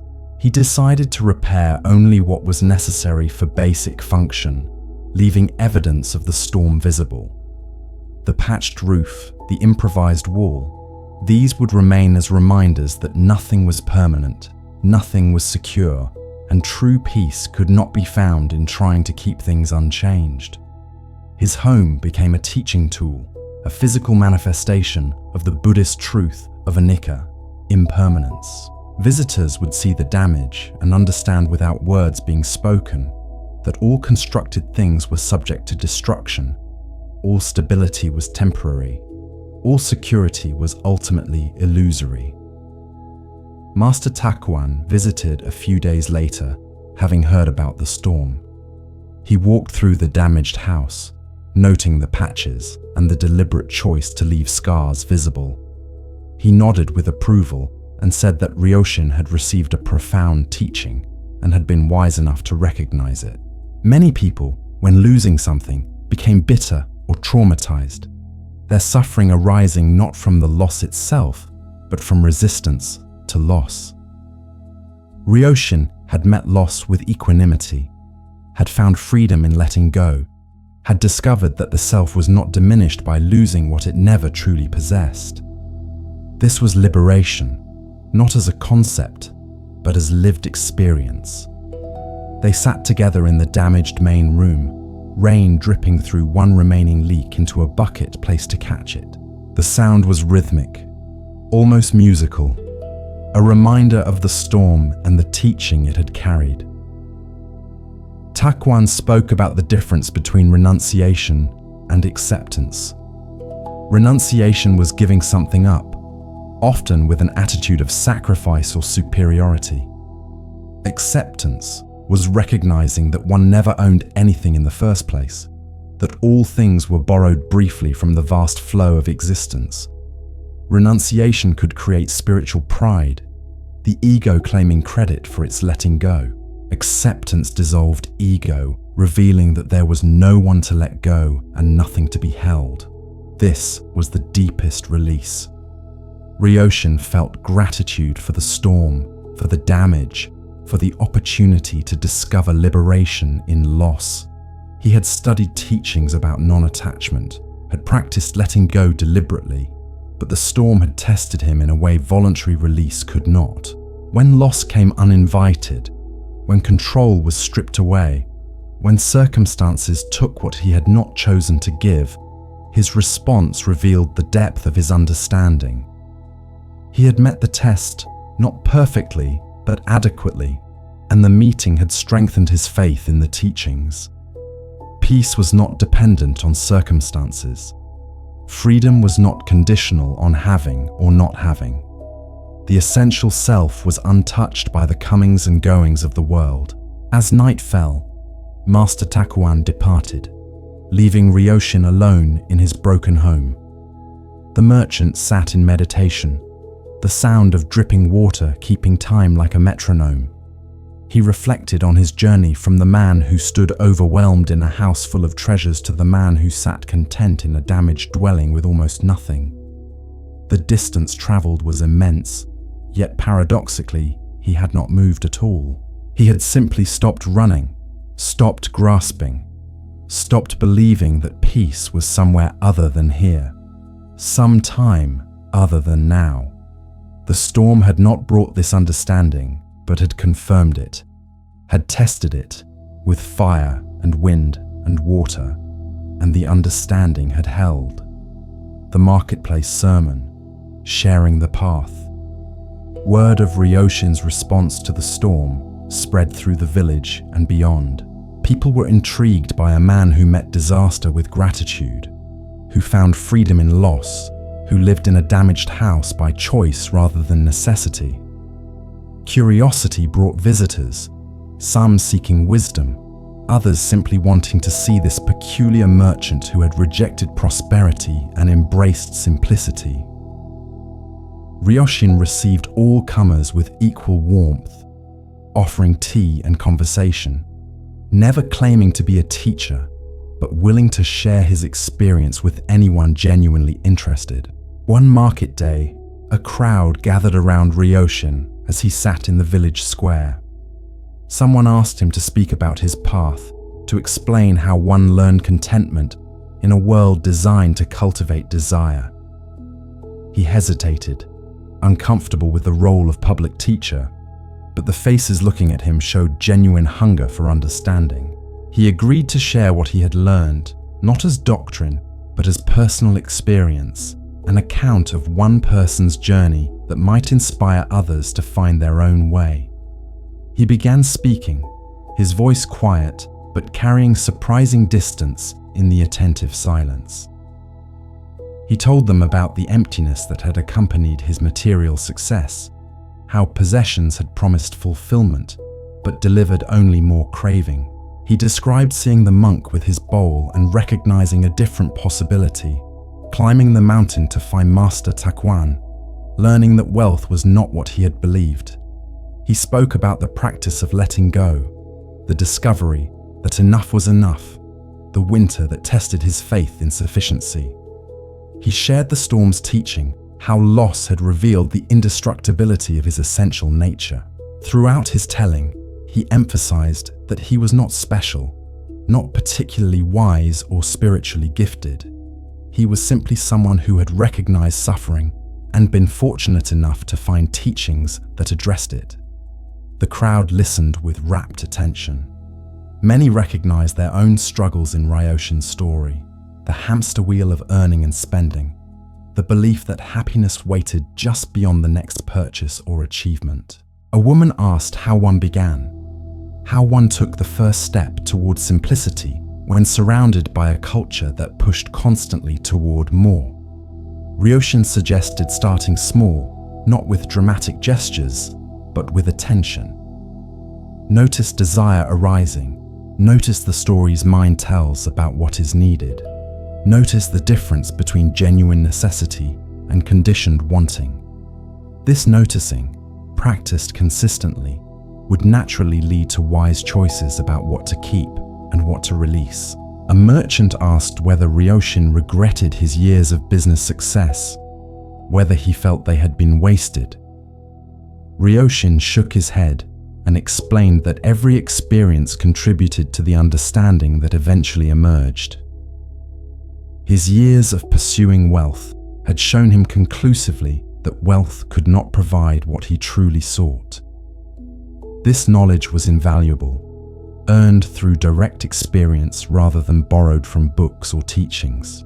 He did not regret the journey, only wished he had recognized its lessons sooner. But even the length of the journey was perfect in hindsight, each moment necessary to bring him to this place of understanding. An elder asked about responsibility to family and community. If everyone embraced simplicity, would society collapse? Would there be no ambition, no progress, no striving for improvement? Ryoshin acknowledged the question's importance.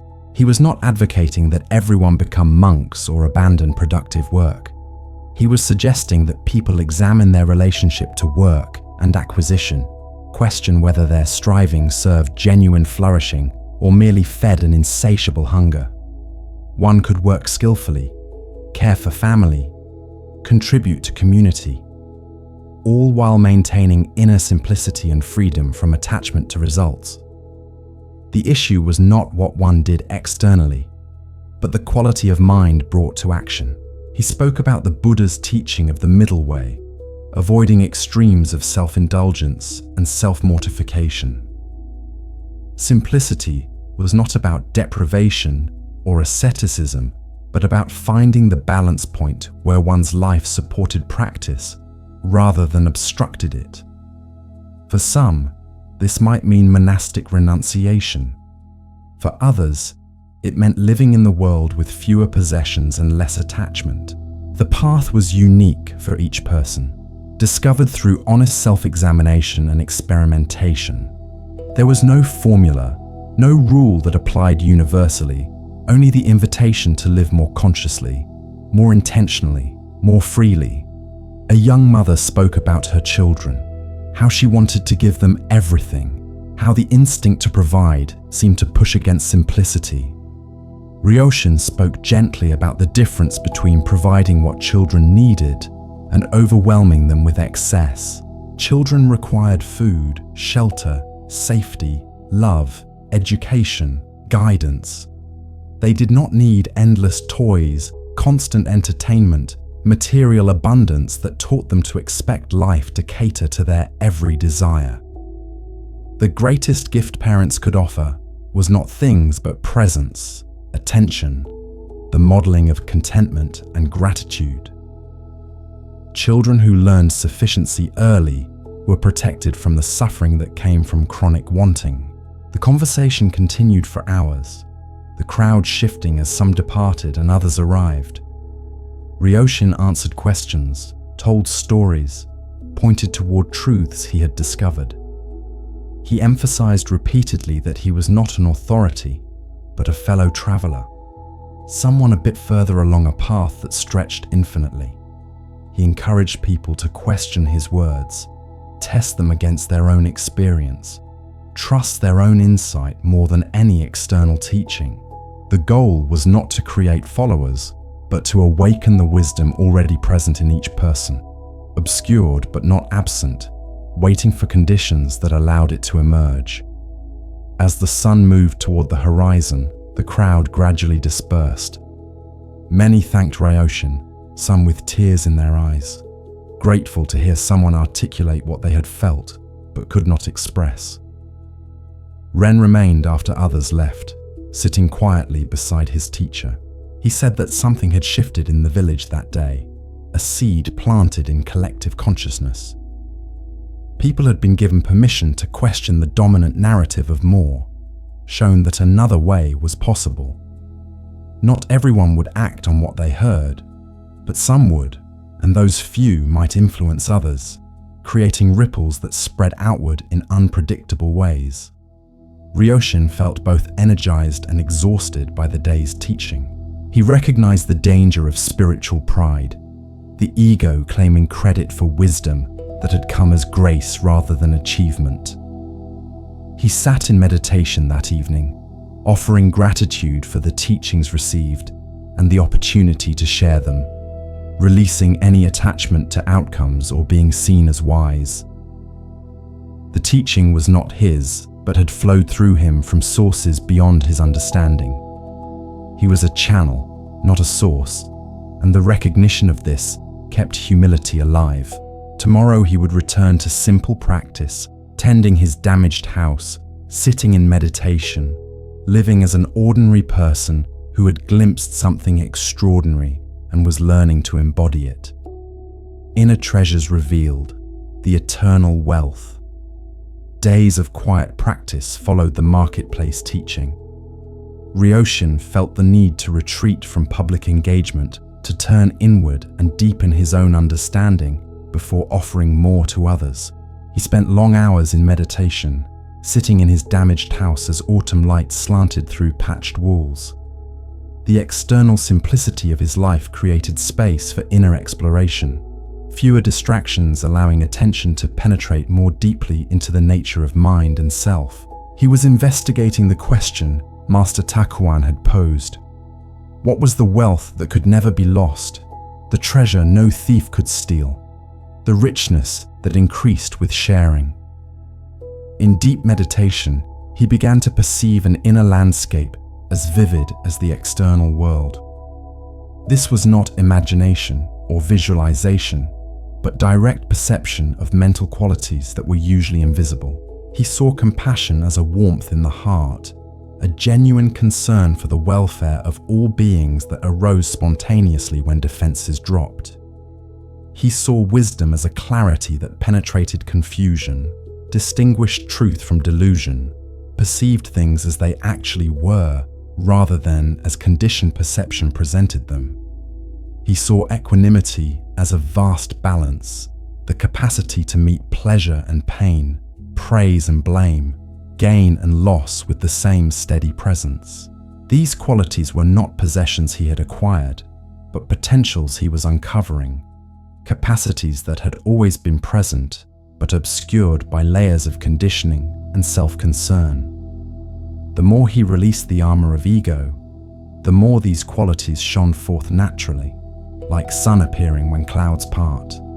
They did not need to be built or achieved, only allowed, recognized, given space to manifest. This was the revelation. He was not creating inner wealth, but discovering it, excavating what had been buried beneath years of misidentification and grasping.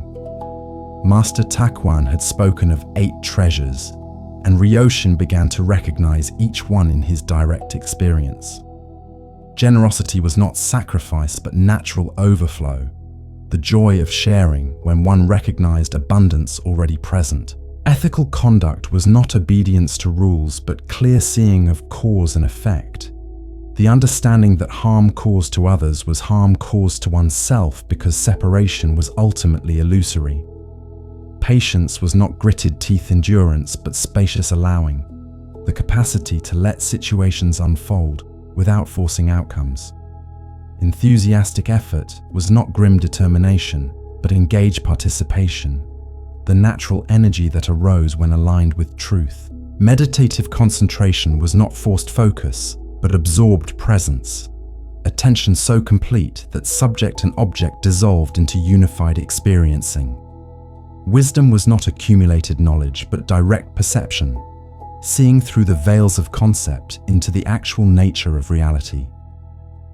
Compassion was not pity or sympathy, but the recognition of shared being, the natural response when one perceived that all beings sought happiness and freedom from suffering just as oneself did. Equanimity was not indifference, but profound balance, the peace that remained steady as circumstances changed, neither attracted by pleasure nor repelled by pain. He sat with these recognitions, allowing them to deepen from intellectual understanding into embodied knowing. This was the wealth Master Takuan had pointed toward, the riches that made material possessions seem like trinkets. A mind imbued with these qualities was truly wealthy, lacking nothing essential, capable of meeting any circumstance with grace. Moreover, these treasures could not be lost unless he abandoned them through heedlessness. Fire could destroy his house. Thieves could take any object. Death would eventually claim his body. But none of these could touch the qualities he was discovering in the depths of awareness. The teaching went further. Not only were these treasures secure, they actually increased with sharing. Generosity practiced grew stronger. Compassion expanded naturally. Wisdom applied deepened through application. This was the opposite of material wealth, which decreased when shared and required hoarding to maintain. Inner wealth multiplied through distribution, benefited the giver as much as the receiver, enriched all participants in its expression. This was the economy of the spirit, operating on principles that reversed material logic and revealed a different order of abundance. Ryoshin understood now why Master Takuan lived with almost nothing, yet radiated such profound richness. The Master had discovered these inner treasures and had no need for outer accumulation. His single bowl and robe were sufficient for his body's needs, and his inner wealth provided everything else required for a full and meaningful life. This was the teaching Ryoshin had been receiving all along, demonstrated in the Master's presence more than his words. True wealth was not measured in possessions, but in qualities of mind and heart, capacities that were simultaneously gifts and practices, endowments and disciplines. He felt gratitude arising, a thankfulness so vast it had no object. He was grateful for the journey that had led to this recognition, grateful for the suffering that had initiated the search, grateful for the teachings that had pointed the way, grateful for the practice that was revealing what teachings had indicated. The gratitude itself was one of the treasures, a quality that transformed experience, turned ordinary moments into blessings, recognized the gift of existence itself. Living in gratitude was living in wealth regardless of circumstances, finding abundance in the simple fact of being aware, alive, capable of experiencing this mysterious existence. As meditation deepened, Ryoshin touched something beyond even these recognizable treasures. There was a ground of being that preceded all qualities, a pure awareness that was not an object of experience, but the space in which all experience arose. This awareness was untouched by anything that happened within it, unchanged by thoughts or emotions or circumstances. It was like the sky that held all weather without being affected by weather, like the screen on which all movies played without being altered by any movie. This awareness was his true nature, had always been his true nature, was the nature of all beings beneath the layers of conditioning and identification. The recognition brought tears, not of sadness, but of homecoming. He had been searching for this throughout his life without knowing what he sought. Every desire for material wealth had actually been a misguided attempt to find this completeness, this okayness, this fundamental sufficiency. He had looked in objects when the treasure was in awareness itself, sought outside when the answer was within, chased futures when the arrival was in the eternal now. The irony was both humorous and poignant. He had traveled so far to discover he had never left home, had accumulated so much to learn he needed nothing, had become someone important to discover his true nature was no one at all. The student becomes teacher, passing the light. Winter arrived again, the second winter of Ryoshin's simplified life. The season brought not anxiety as before, but a quiet joy. the satisfaction of having met this test once and confidence in meeting it again. His damaged house was cold but adequate, his simple provisions sufficient, his practice deepening daily. Ren visited regularly, his own life gradually transforming as he applied teachings received. The young fisherman had released many possessions, simplified his dwelling, and reported feeling lighter, freer, less driven by the constant pressure to acquire and achieve. His face showed peace that had not been there a year earlier. One evening, Ren arrived with a question that had been troubling him. He had begun sharing Ryoshin's teachings with other fishermen, some of whom were interested, and others who mocked simplicity as weakness or failure. The mockery troubled Ren, raised doubts about whether the path was wise or merely a retreat from life's challenges. He asked Ryoshin how to maintain conviction in the face of ridicule, how to live differently without becoming self-righteous or defensive. The question showed maturity, recognition that the path had pitfalls on both sides, that one could fail through abandoning practice or through practicing with pride. Ryoshin smiled at the familiar struggle. He had faced similar doubts, especially in early days when neighbors questioned his choices. He explained that the teachings would be tested constantly, not through dramatic trials, but through small moments of choice, subtle temptations to return to old patterns. The test was not to convince others, but to remain true to what one had discovered through direct experience. If simplicity brought genuine peace, that peace would be evidence enough to those with eyes to see. If it was merely a concept, others' skepticism would expose its hollowness. The path validated itself through lived experience, not through argument or defense. He told Ren a story Master Takuan had shared about a monk who lived with great simplicity and was frequently criticized by wealthier townspeople. They said he was lazy, that his renunciation was merely justification for not competing in the world. The monk listened to their criticisms without defending himself. One day, a fire swept through the town, destroying many homes, including those of his critics. The monk, who owned almost nothing, lost almost nothing and continued his practice undisturbed. His critics, having lost their accumulated wealth, fell into despair and bitterness.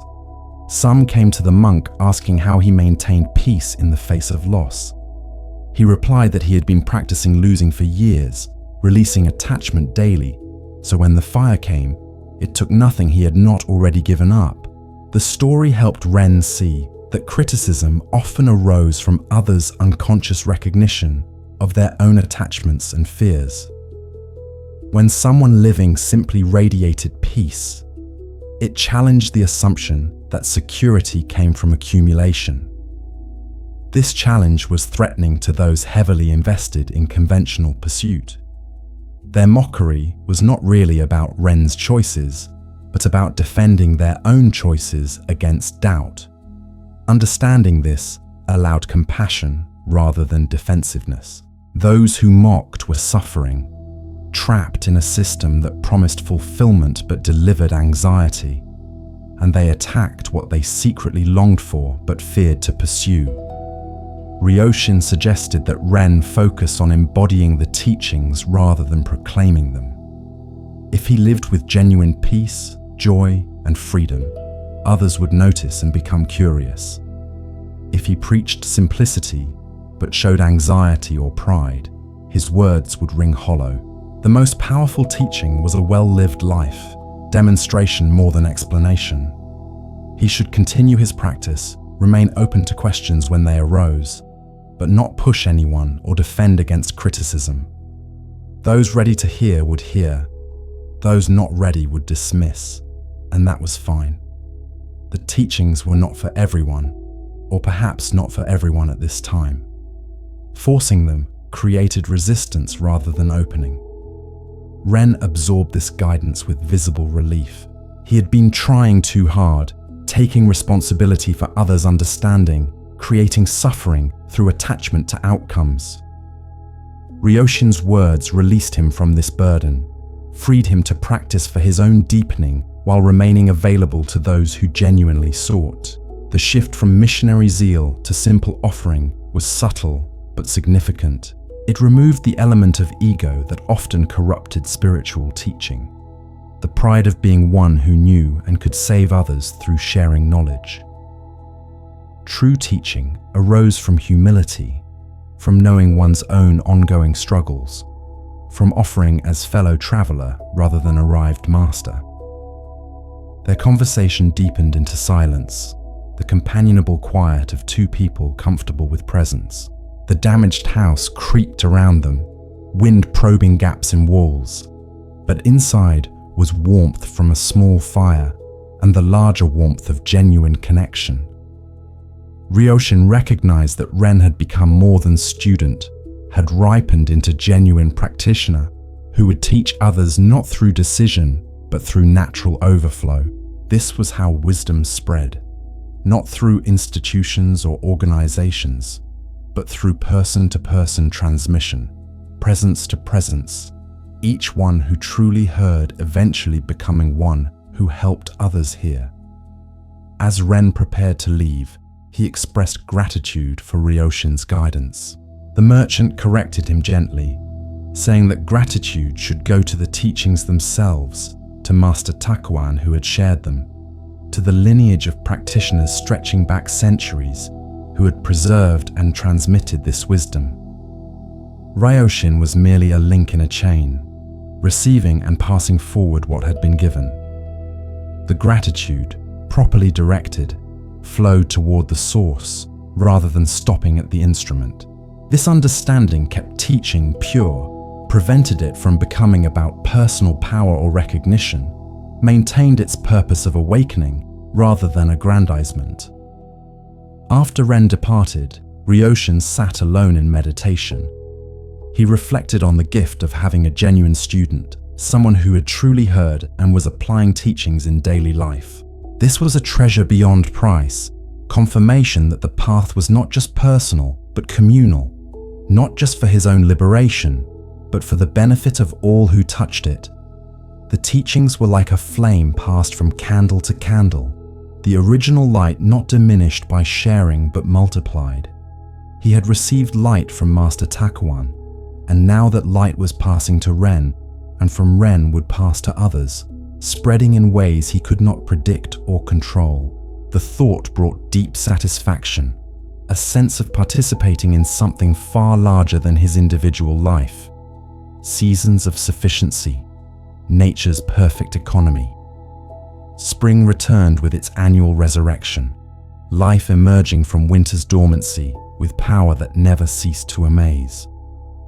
Ryoshin observed the transformation closely, seeing in natural cycles a teaching more profound than words could convey. The earth gave without calculation, offering abundance to all beings without demand for payment or recognition.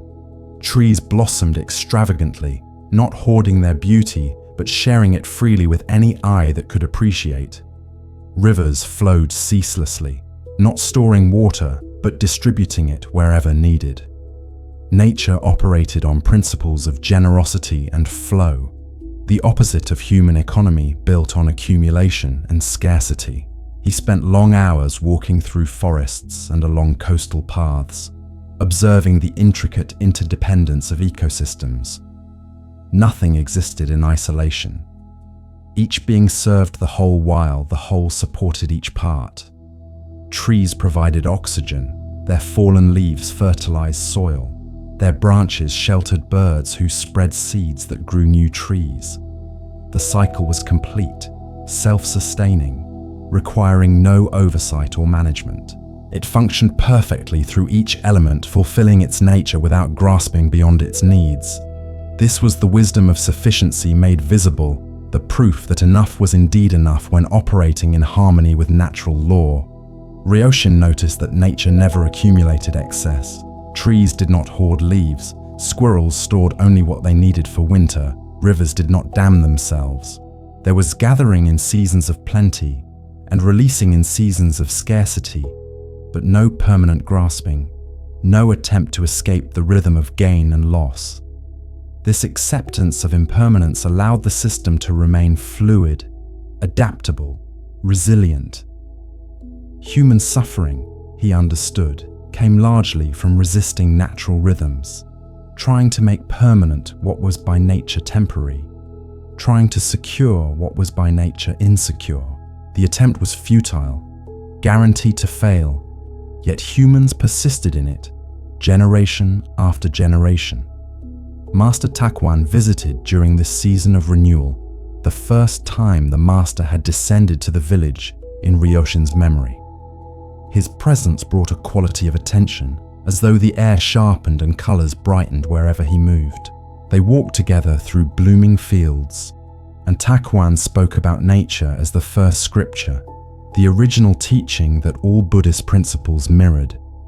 The Dharma, he explained, was not invented by Buddha, but discovered, recognized in the way things actually were, beneath layers of human delusion and manipulation. When one truly saw how reality operated, one saw the teachings of impermanence, non-self, interdependence, and suffering cessation. They sat by a stream, watching water flow over stones. Takuan picked up a handful and let it drain through his fingers. He said that trying to hold water was like trying to hold life, attempting to keep what was by nature flowing. The wise person did not grasp but cupped hands gently, allowing water to rest briefly before moving on. This was the art of living, engaging fully with what arose, appreciating its temporary presence, releasing without regret when it passed. The same water that left one's hands would flow to the ocean, evaporate, form clouds, fall as rain, nourish the earth, and eventually return to the stream. Nothing was lost in the flow, only transformed and redistributed. Humans were part of this same cycle, yet they fought it, clinging to forms and resisting change, creating tremendous suffering in the process. Ryoshin asked about death, the ultimate loss, the final release. How could one meet that with the equanimity Takuan described? The master was quiet for a long moment, then spoke about the wave and ocean teaching from earlier. What died? The waveform certainly, but the water returned to ocean where it had always been. What was born? Another temporary waveform, made of the same ocean. Birth and death were changes in form, not appearances and disappearances of essence. The awareness looking through Ryoshin's eyes was the same awareness looking through Takuan's eyes and through every being's eyes. It took temporary forms, played temporary roles, then released forms and returned to its source. Death was not annihilation, but transformation, return to the vastness from which all forms emerged. The teaching was intellectually comprehensible, but experientially elusive. Ryoshin could not yet meet the idea of his own death with perfect peace. There was still grasping, still identification with this particular form, still preference for existence over non-existence. Takuan smiled and said this was natural, that the survival instinct was deeply rooted and served important purposes. He was not advocating denial of natural fear or pretense of fearlessness. He was pointing toward a deeper identity that could hold fear without being consumed by it, could acknowledge the body's impermanence while recognizing awareness as unborn and therefore unable to die. This recognition deepened through practice over years or lifetimes, not through intellectual understanding or wishful thinking. They continued walking as afternoon light turned golden. Master Takuan spoke about his own approaching death, matter-of-factly, without drama or avoidance. He was old, his body showing clear signs of wearing out, and he expected to die within a few years. The prospect held no terror for him. He had lived fully, practiced earnestly, hopefully helped some beings find freedom from suffering. When death came, it would simply be the next moment, met with the same presence he tried to bring to every moment. He had no desire to cling to life or rush toward death. He would continue practicing until the body could no longer support practice, and then awareness would discover what came next, if anything. Ryoshin felt profound gratitude for this man who had shown him another way of being human.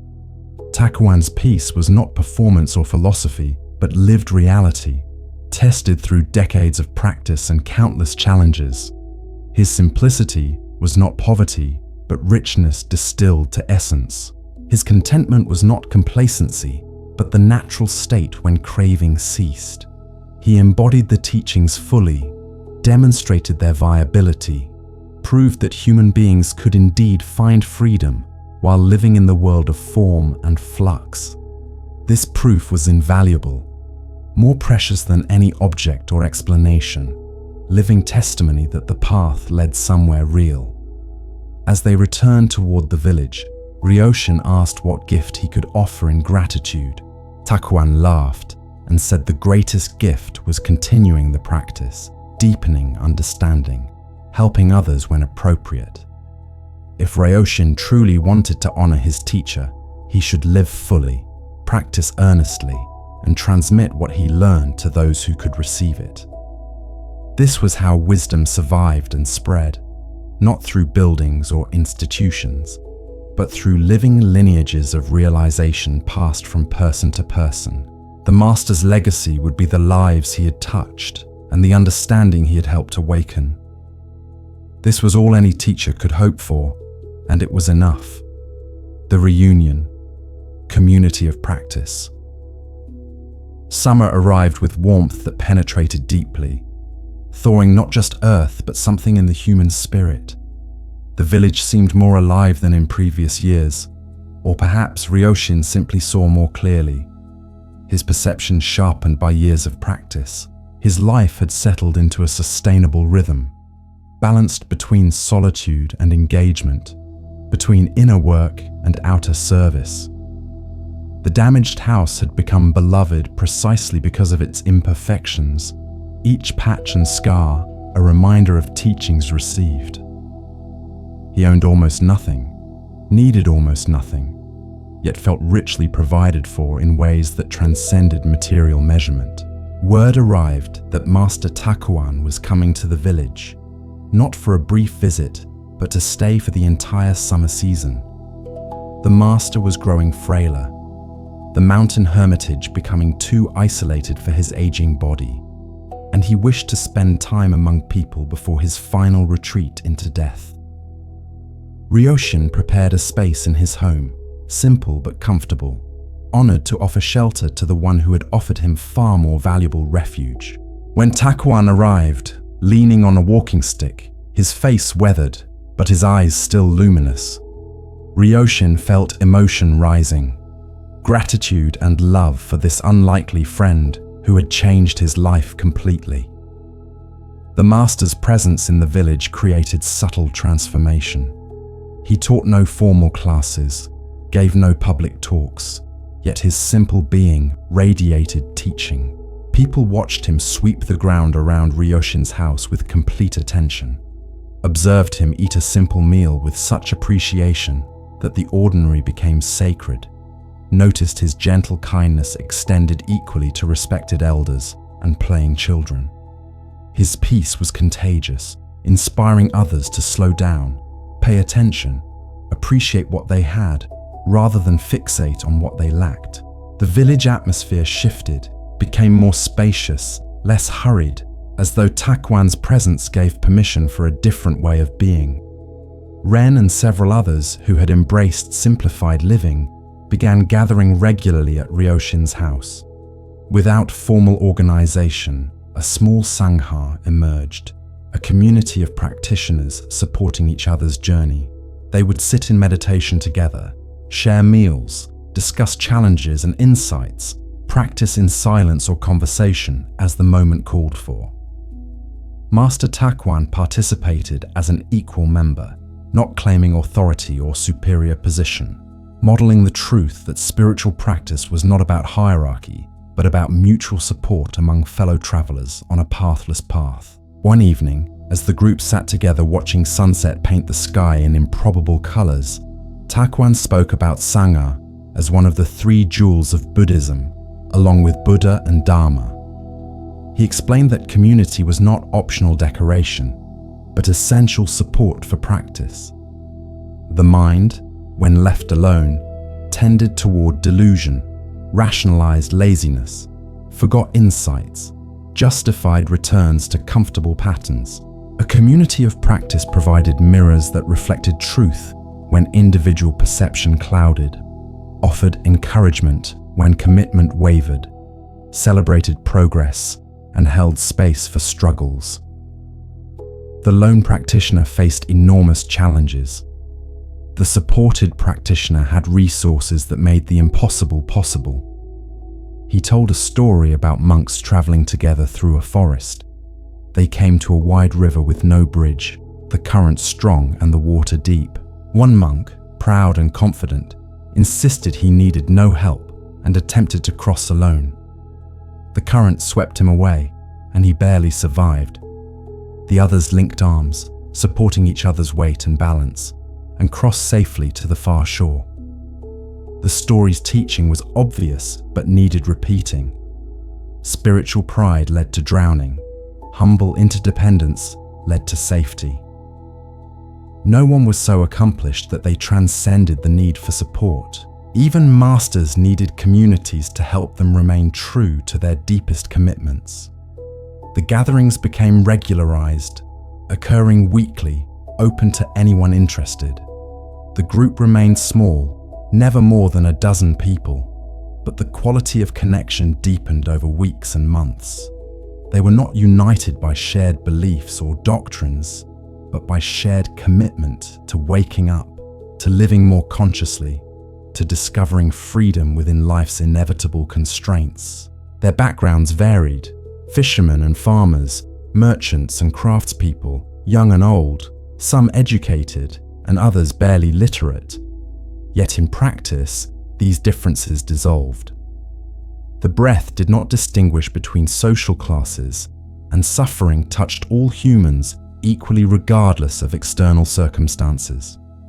Master Taekwan emphasized that their Sangha should not become exclusive or self-satisfied, should not imagine themselves superior to those who chose different paths. The purpose was mutual support, not validation of being special. He cautioned against spiritual materialism, the tendency to collect practices and insights as one formally collected possessions, accumulating spiritual credentials rather than embodying wisdom. True practice was measured not by what one knew, but by how one lived, not by experiences collected, but by the quality of presence brought to ordinary moments. A simple villager who treated all beings with kindness was more accomplished than a learned scholar who practiced only in formal settings. As summer deepened, Ryoshin watched his teacher with attention, informed by love. Taekwan was visibly weakening, his body failing though his spirit remained undimmed. They spoke one afternoon about the master's approaching death, and Taekwan shared his wishes for a simple farewell. No elaborate funeral, no monuments, no attempts to preserve his memory through stories or objects. He wanted to return to earth as leaves returned, as waves return to ocean, without fanfare or resistance. His life had been his teaching, and that teaching lived now in those he had touched. This was sufficient, more than sufficient, a completeness that asked for nothing additional. Ryoshin asked if the master was afraid, and Taekwan considered the question carefully before answering. He said that the body showed fear responses as death approached. This was natural and not problematic. But beneath the body's instinctive reactions was a deeper awareness that remained untroubled, curious even, about what transition would bring. He did not claim to know what happened after death, did not pretend certainty about rebirth or continuation. He simply trusted the same awareness that had carried him through life to carry him through death, or to end if ending was what happened. Either way, He was at peace.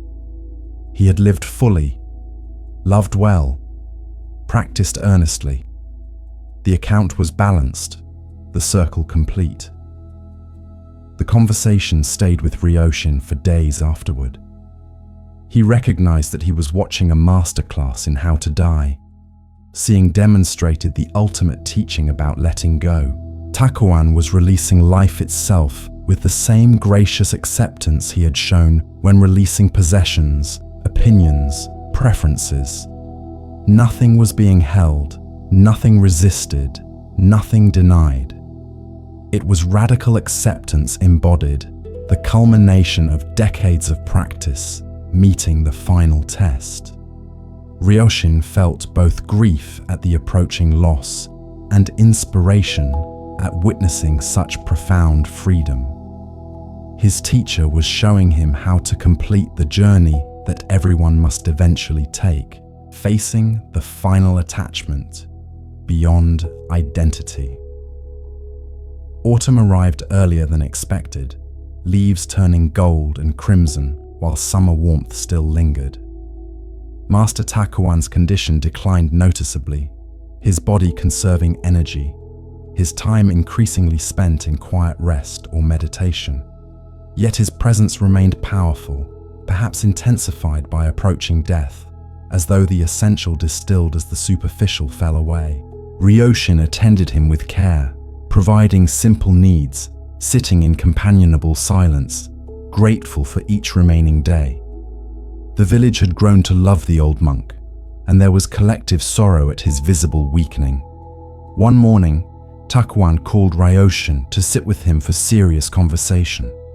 The master's eyes held an intensity that cut through casual pleasantries. He said he needed to offer one final teaching, perhaps the most important, before his death prevented him from speaking.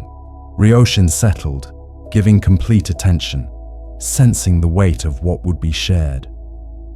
Takuan began by asking what Ryoshin considered his greatest achievement on the spiritual path. The merchant reflected before answering. He had released material attachments, simplified his life, found contentment, and was beginning to help others find similar freedom. This seemed significant progress from the driven, empty merchant he had been. Master Takuan nodded, but then asked a penetrating question. Who was it that had achieved these things? Who was the one congratulating himself on progress? Who took credit for transformation? Ryoshin started to answer, but found the question more complex than it first appeared. He wanted to say, I achieved this. But when he looked for this I, he could not locate it definitively. Was it his body, his thoughts, his memories, his awareness? Each of these changed constantly. So which was the stable self that supposedly progressed along a path? The question opened into uncertainty that was both uncomfortable and somehow liberating. The master explained that Ryoshin had released many attachments, but had not yet released the subtlest and most persistent, attachment to being someone who had released attachments. He had constructed a new identity around simplicity, mindfulness, and spiritual progress. This identity was less burdensome than his former merchant identity, but was still a prison, still a false self obscuring true nature.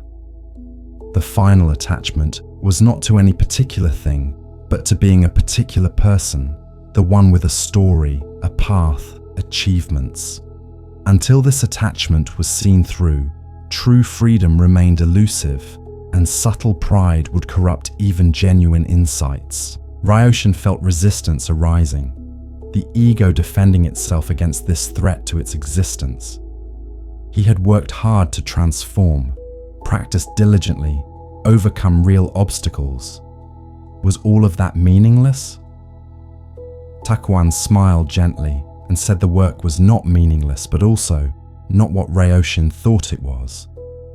The practices had not created a better person, but had gradually dissolved the illusion of being a separate person. Beneath Ryoshin, the merchant, and Ryoshin, the simple practitioner, was awareness itself. No one and everyone simultaneously, utterly ordinary and completely free. This was what he needed to recognize, not through thought, but through direct seeing. The master guided Ryoshin through a meditation, asking him to look for the one who was meditating. Where was this meditator located? What were its boundaries? When thoughts arose, who observed them? When that observer was observed, who was observing the observer? The questions led awareness back on itself, exposing the absence at the core of what seemed to be a solid self. There was experiencing but no separate experiencer, seeing but no seer apart from seeing, awareness but no one possessing awareness. The recognition was subtle, easily missed, yet once glimpsed, undeniable. The self he had taken himself to be was a construct, a useful fiction, but not ultimately real. The implication was staggering. If there was no separate self, then there was no one to achieve enlightenment, no one to fail at practice, no one to take pride in progress, or shame in setbacks. There was simply this moment-by-moment arising of experience within awareness, utterly impersonal, yet intimately immediate. The burden of being someone, maintaining an identity, managing a reputation, all of this dissolved in the recognition that there was no one for whom these mattered. This was the ultimate simplicity, the final release, the letting go beyond all letting go. It was not a state to achieve, but a truth to recognize, not a destination to reach, but a reality already fully present. Ryoshin sat with this teaching for days, not trying to grasp it intellectually, but allowing it to work on him at deeper levels. Old habits of self-reference arose constantly, claiming credit, assigning blame, worrying about how he appeared to others. Each time, he noticed the movement, saw through it, returned to the simple presence that preceded self-construction. The practice was not to kill the ego or transcend the self, but to recognize their insubstantiality, their status as useful conventions rather than ultimate truths. He could function as Ryoshin, respond to his name, fulfill responsibilities, all while knowing that Ryoshin was a role being played by awareness rather than a thing he ultimately was. The teaching brought surprising lightness. If there was no solid self to defend or promote, then criticism could not wound nor praise inflate. If there was no achiever, then failure was impossible. If there was no separate person, then loneliness was revealed as confusion, the forgetting of fundamental interconnection with all that existed. He was not an isolated fragment, but the entire field, momentarily aware of itself through this particular form. Every being he encountered was himself in different costume. Every moment of experience was his own nature, playing, exploring, dancing. This recognition did not make him special, but revealed that specialness itself was the problem, the belief in separate existence that generated all suffering. Master Takuan watched these insights ripening in his student with evident satisfaction. He said that Ryoshin was ready now for the final journey, not the master's death, but the death of identification with personal self. This dying before dying was the ultimate teaching, the passage through the gate beyond which nothing needed to be added or removed. He blessed Ryoshin and said their time together in this form was nearly complete. Whatever happened after the body's death, their connection at the level of awareness was eternal, unbroken by time or space, or the comings and goings of forms. They were not two beings who had met, but one awareness that had always been together, briefly forgetting and now remembering its unity. The conversation concluded as afternoon light slanted golden through damaged walls. Ryoshin helped Master Takuan to his sleeping mat, and the old monk rested. As Ryoshin sat watching his teacher's aged face, peaceful in sleep, he felt overwhelming gratitude for this final teaching. Takuan had guided him beyond techniques and practices into direct recognition of his nature. This was the greatest gift possible, not information, but liberation, not improvement, but radical acceptance of what had always been true. He sat in quiet meditation, the student and teacher both dissolving into simple awareness, the lesson complete. The empty hand, the full sky, integration and wholeness. Winter came gently that year, temperatures dropping slowly, giving beings time to prepare for cold.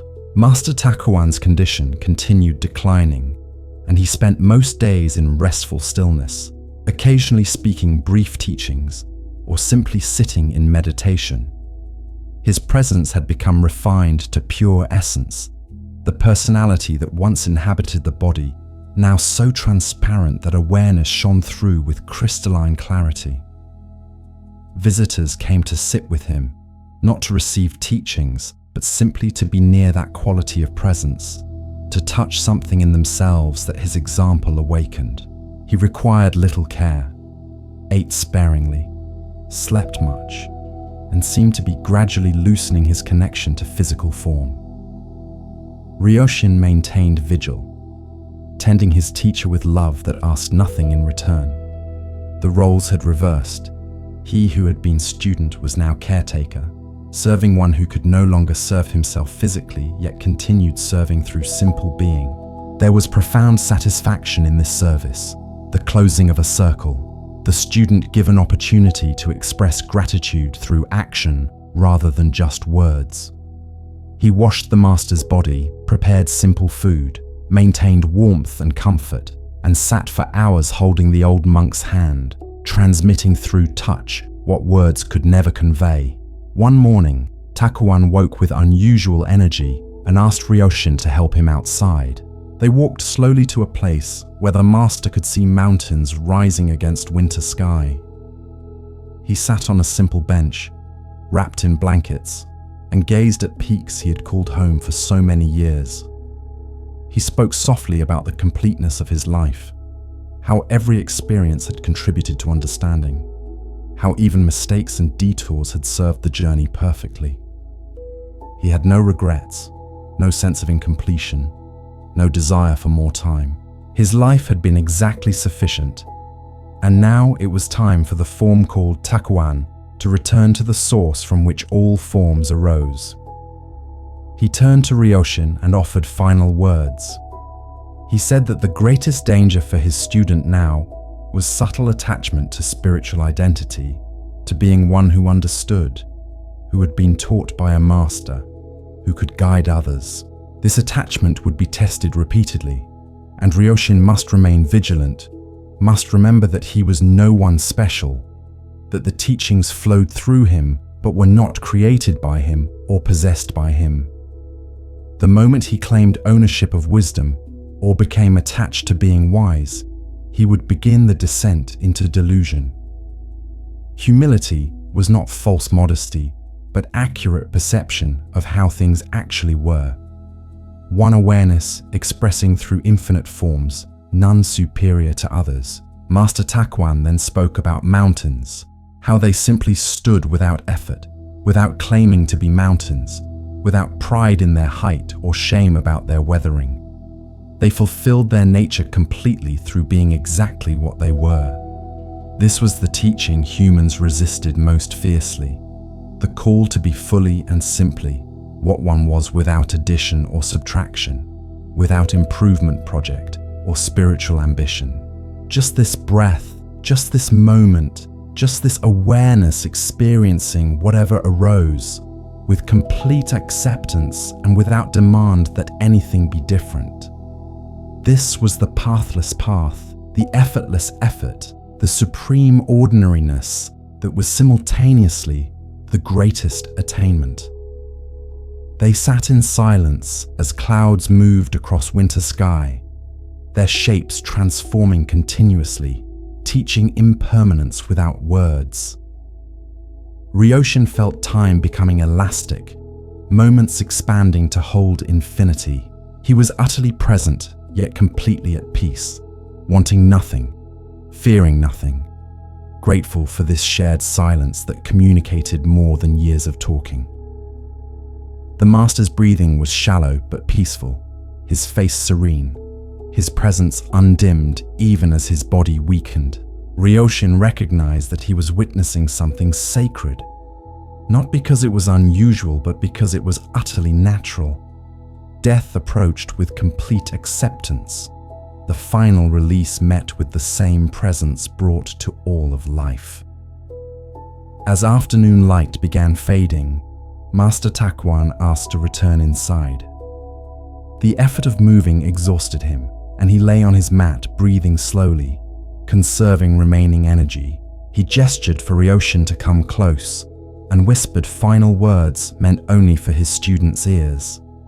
He said that their connection was complete, the teaching transmitted fully, and Ryoshin should not grieve when the body died. What he truly was could never die, and what he truly was in Takuan could never be lost. They would continue, not as separate beings, but as the one awareness that had always been, wearing new forms or no form, playing in the infinite creativity of existence. The words were meant to comfort, but more than that, they were pointing to truth Ryoshin was ready to recognize directly. That night, Master Takuan died peacefully in his sleep, breath simply ceasing between one exhalation and the next non-existent inhalation. Ryoshin, sleeping nearby, woke at the moment of passing, sensing the shift even before confirming it. He sat beside the body, which already seemed less inhabited, more object than person. He felt grief arising, the natural human response to loss. But beneath the grief was something larger, a recognition that nothing essential had been lost. The form had dissolved, but the presence, the teaching, the love, these remained vibrantly alive. Takuan had not gone anywhere because he had never been confined to the body. He was space itself, temporarily pretending to be bound, now released back into the vastness he had always been. Ryoshin sat with the body through the night, meditating, remembering, integrating. Scenes from their time together arose, first meeting by the stream, working in the Zen garden, conversations about attachment and freedom, the final teaching about no self. Each memory was precious yet also released, not clung to, but appreciated and allowed to flow. By dawn, he felt complete with his grieving, ready to handle practical matters. He informed the village, and community members gathered to prepare the body according to the master's wishes. Simple cremation, ashes scattered on the mountain, no ceremony or monument. Just returned to earth, quiet and unannounced, the way leaves returned in autumn. The cremation occurred 3 days later, witnessed by the small Sangha and a few villagers who had been touched by Takuan's presence.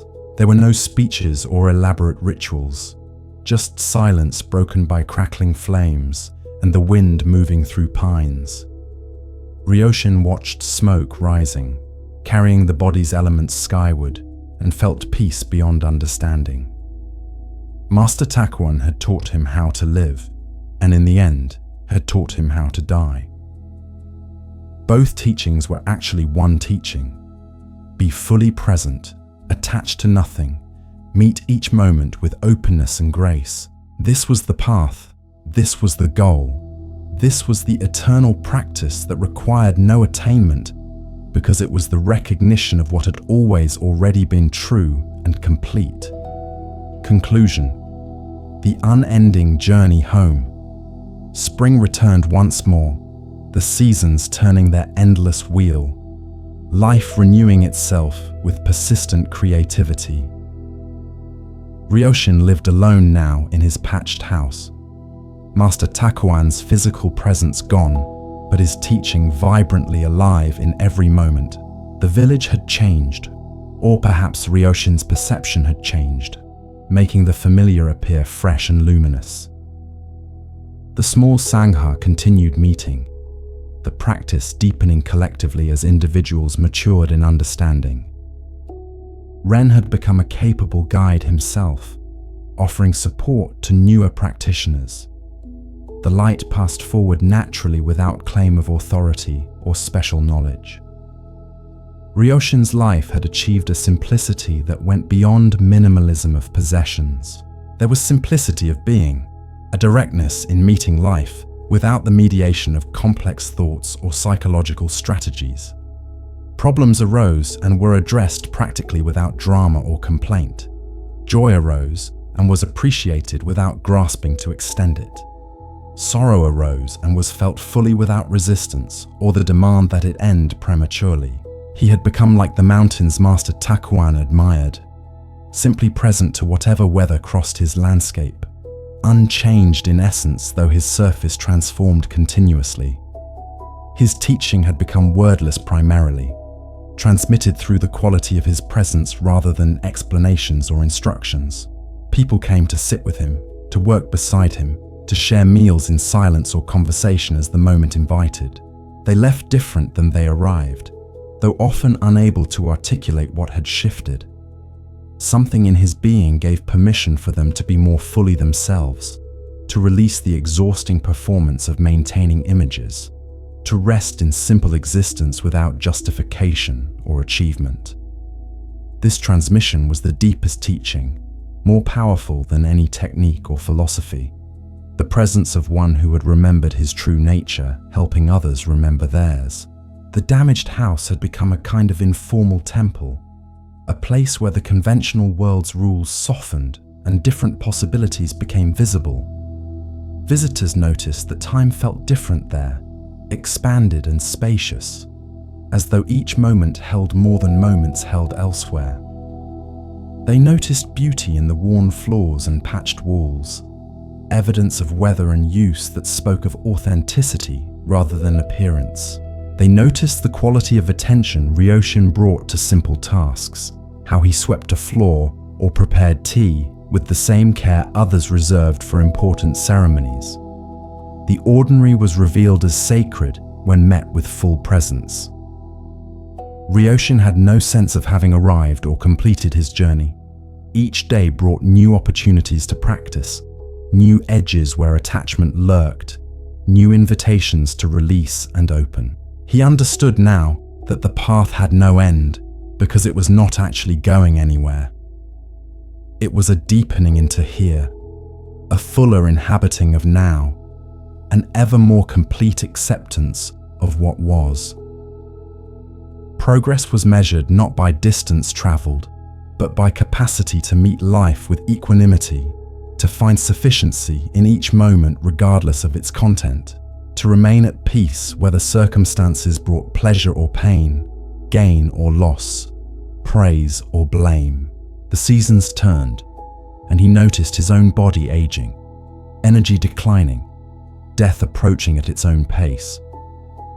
He met this recognition without fear, curious about what transition would bring, grateful for the life he had been given and the teachings that had freed him from so much unnecessary suffering. He hoped to die as Master Takuan had died, consciously and peacefully, released from grasping, meeting the unknown with the same presence he tried to bring to the known. But even if death came suddenly or difficultly, he trusted it would be exactly what it needed to be, another moment to meet with acceptance. One evening, sitting outside watching stars emerge in darkening sky, Ryoshin reflected on his journey from burdened merchant to this moment of simple being. The distance traveled was immense, yet paradoxically, he had discovered that he had never actually moved. The freedom he sought through simplification had always been present, obscured by accumulation, but never absent. The peace he discovered through letting go had always been his nature, forgotten, but not lost. The journey was necessary, yet also unnecessary, the long path home to what had never been left. This paradox no longer confused him, but seemed perfectly natural. the way reality operated beyond logic's reach. He thought about all the people who had touched his journey. The anonymous monk whose peaceful presence had disrupted his trance. Master Takuan, who had guided him with wisdom and patience. Ren and others who had learned alongside him. Jin, who had shown him his former self. The villagers who had accepted his transformation with varying degrees of understanding. Each had been a teacher. Each had contributed to his awakening. Each deserved gratitude. He offered that gratitude silently, releasing it into the night like incense offered to invisible benefactors. The gratitude was not a debt to be repaid, but a recognition of interdependence, the way all beings supported and taught each other through simple existence and interaction. The stars multiplied overhead, infinite lights in infinite space, each shining with its own nature without comparison or competition. He was one of those lights, temporary and small, yet connected to the source that powered all luminosity. His life was a brief flaring in the darkness, and when it ended, the darkness would not win because the darkness and the light were not opposites, but partners in the dance of existence. This understanding brought profound peace, the peace that transcended circumstances, because it was rooted in recognition of his true nature as awareness itself, unborn and therefore deathless, unchanging and therefore untouched by the changes that affected all forms. As night deepened and cold descended, he returned inside to his simple dwelling. Tomorrow would bring its tasks and opportunities, its joys and challenges, and he would meet them with the presence practice had cultivated. There was nothing more to seek, nothing more to become, nowhere else to arrive. This moment was complete. This breath was sufficient. This life exactly as it needed to be. He had discovered the wealth that could never be lost, the treasure that was his birthright, the kingdom that had always been present within, waiting only for recognition. If you find value in this path of simplicity and inner richness, we invite you to subscribe to Zen Sleep Sanctuary and continue this journey together toward the peace that understanding brings. He lay down to sleep, his body settling onto the simple mat, his breath slowing naturally as consciousness prepared to release into rest. Outside, the stream sang its constant song. The wind moved through pines, and the village slept under the watching stars. Everything was exactly as it should be. Nothing was missing, and the perfection was not in the absence of problems, but in the presence of acceptance. He closed his eyes and let go into sleep, that small death that rehearsed the larger death, trusting that awareness would be there upon waking, or would discover what came next if waking never arrived. Either way was fine. Both ways were home, and home had never been a place but simply this, the eternal now, fully inhabited, completely sufficient, utterly free.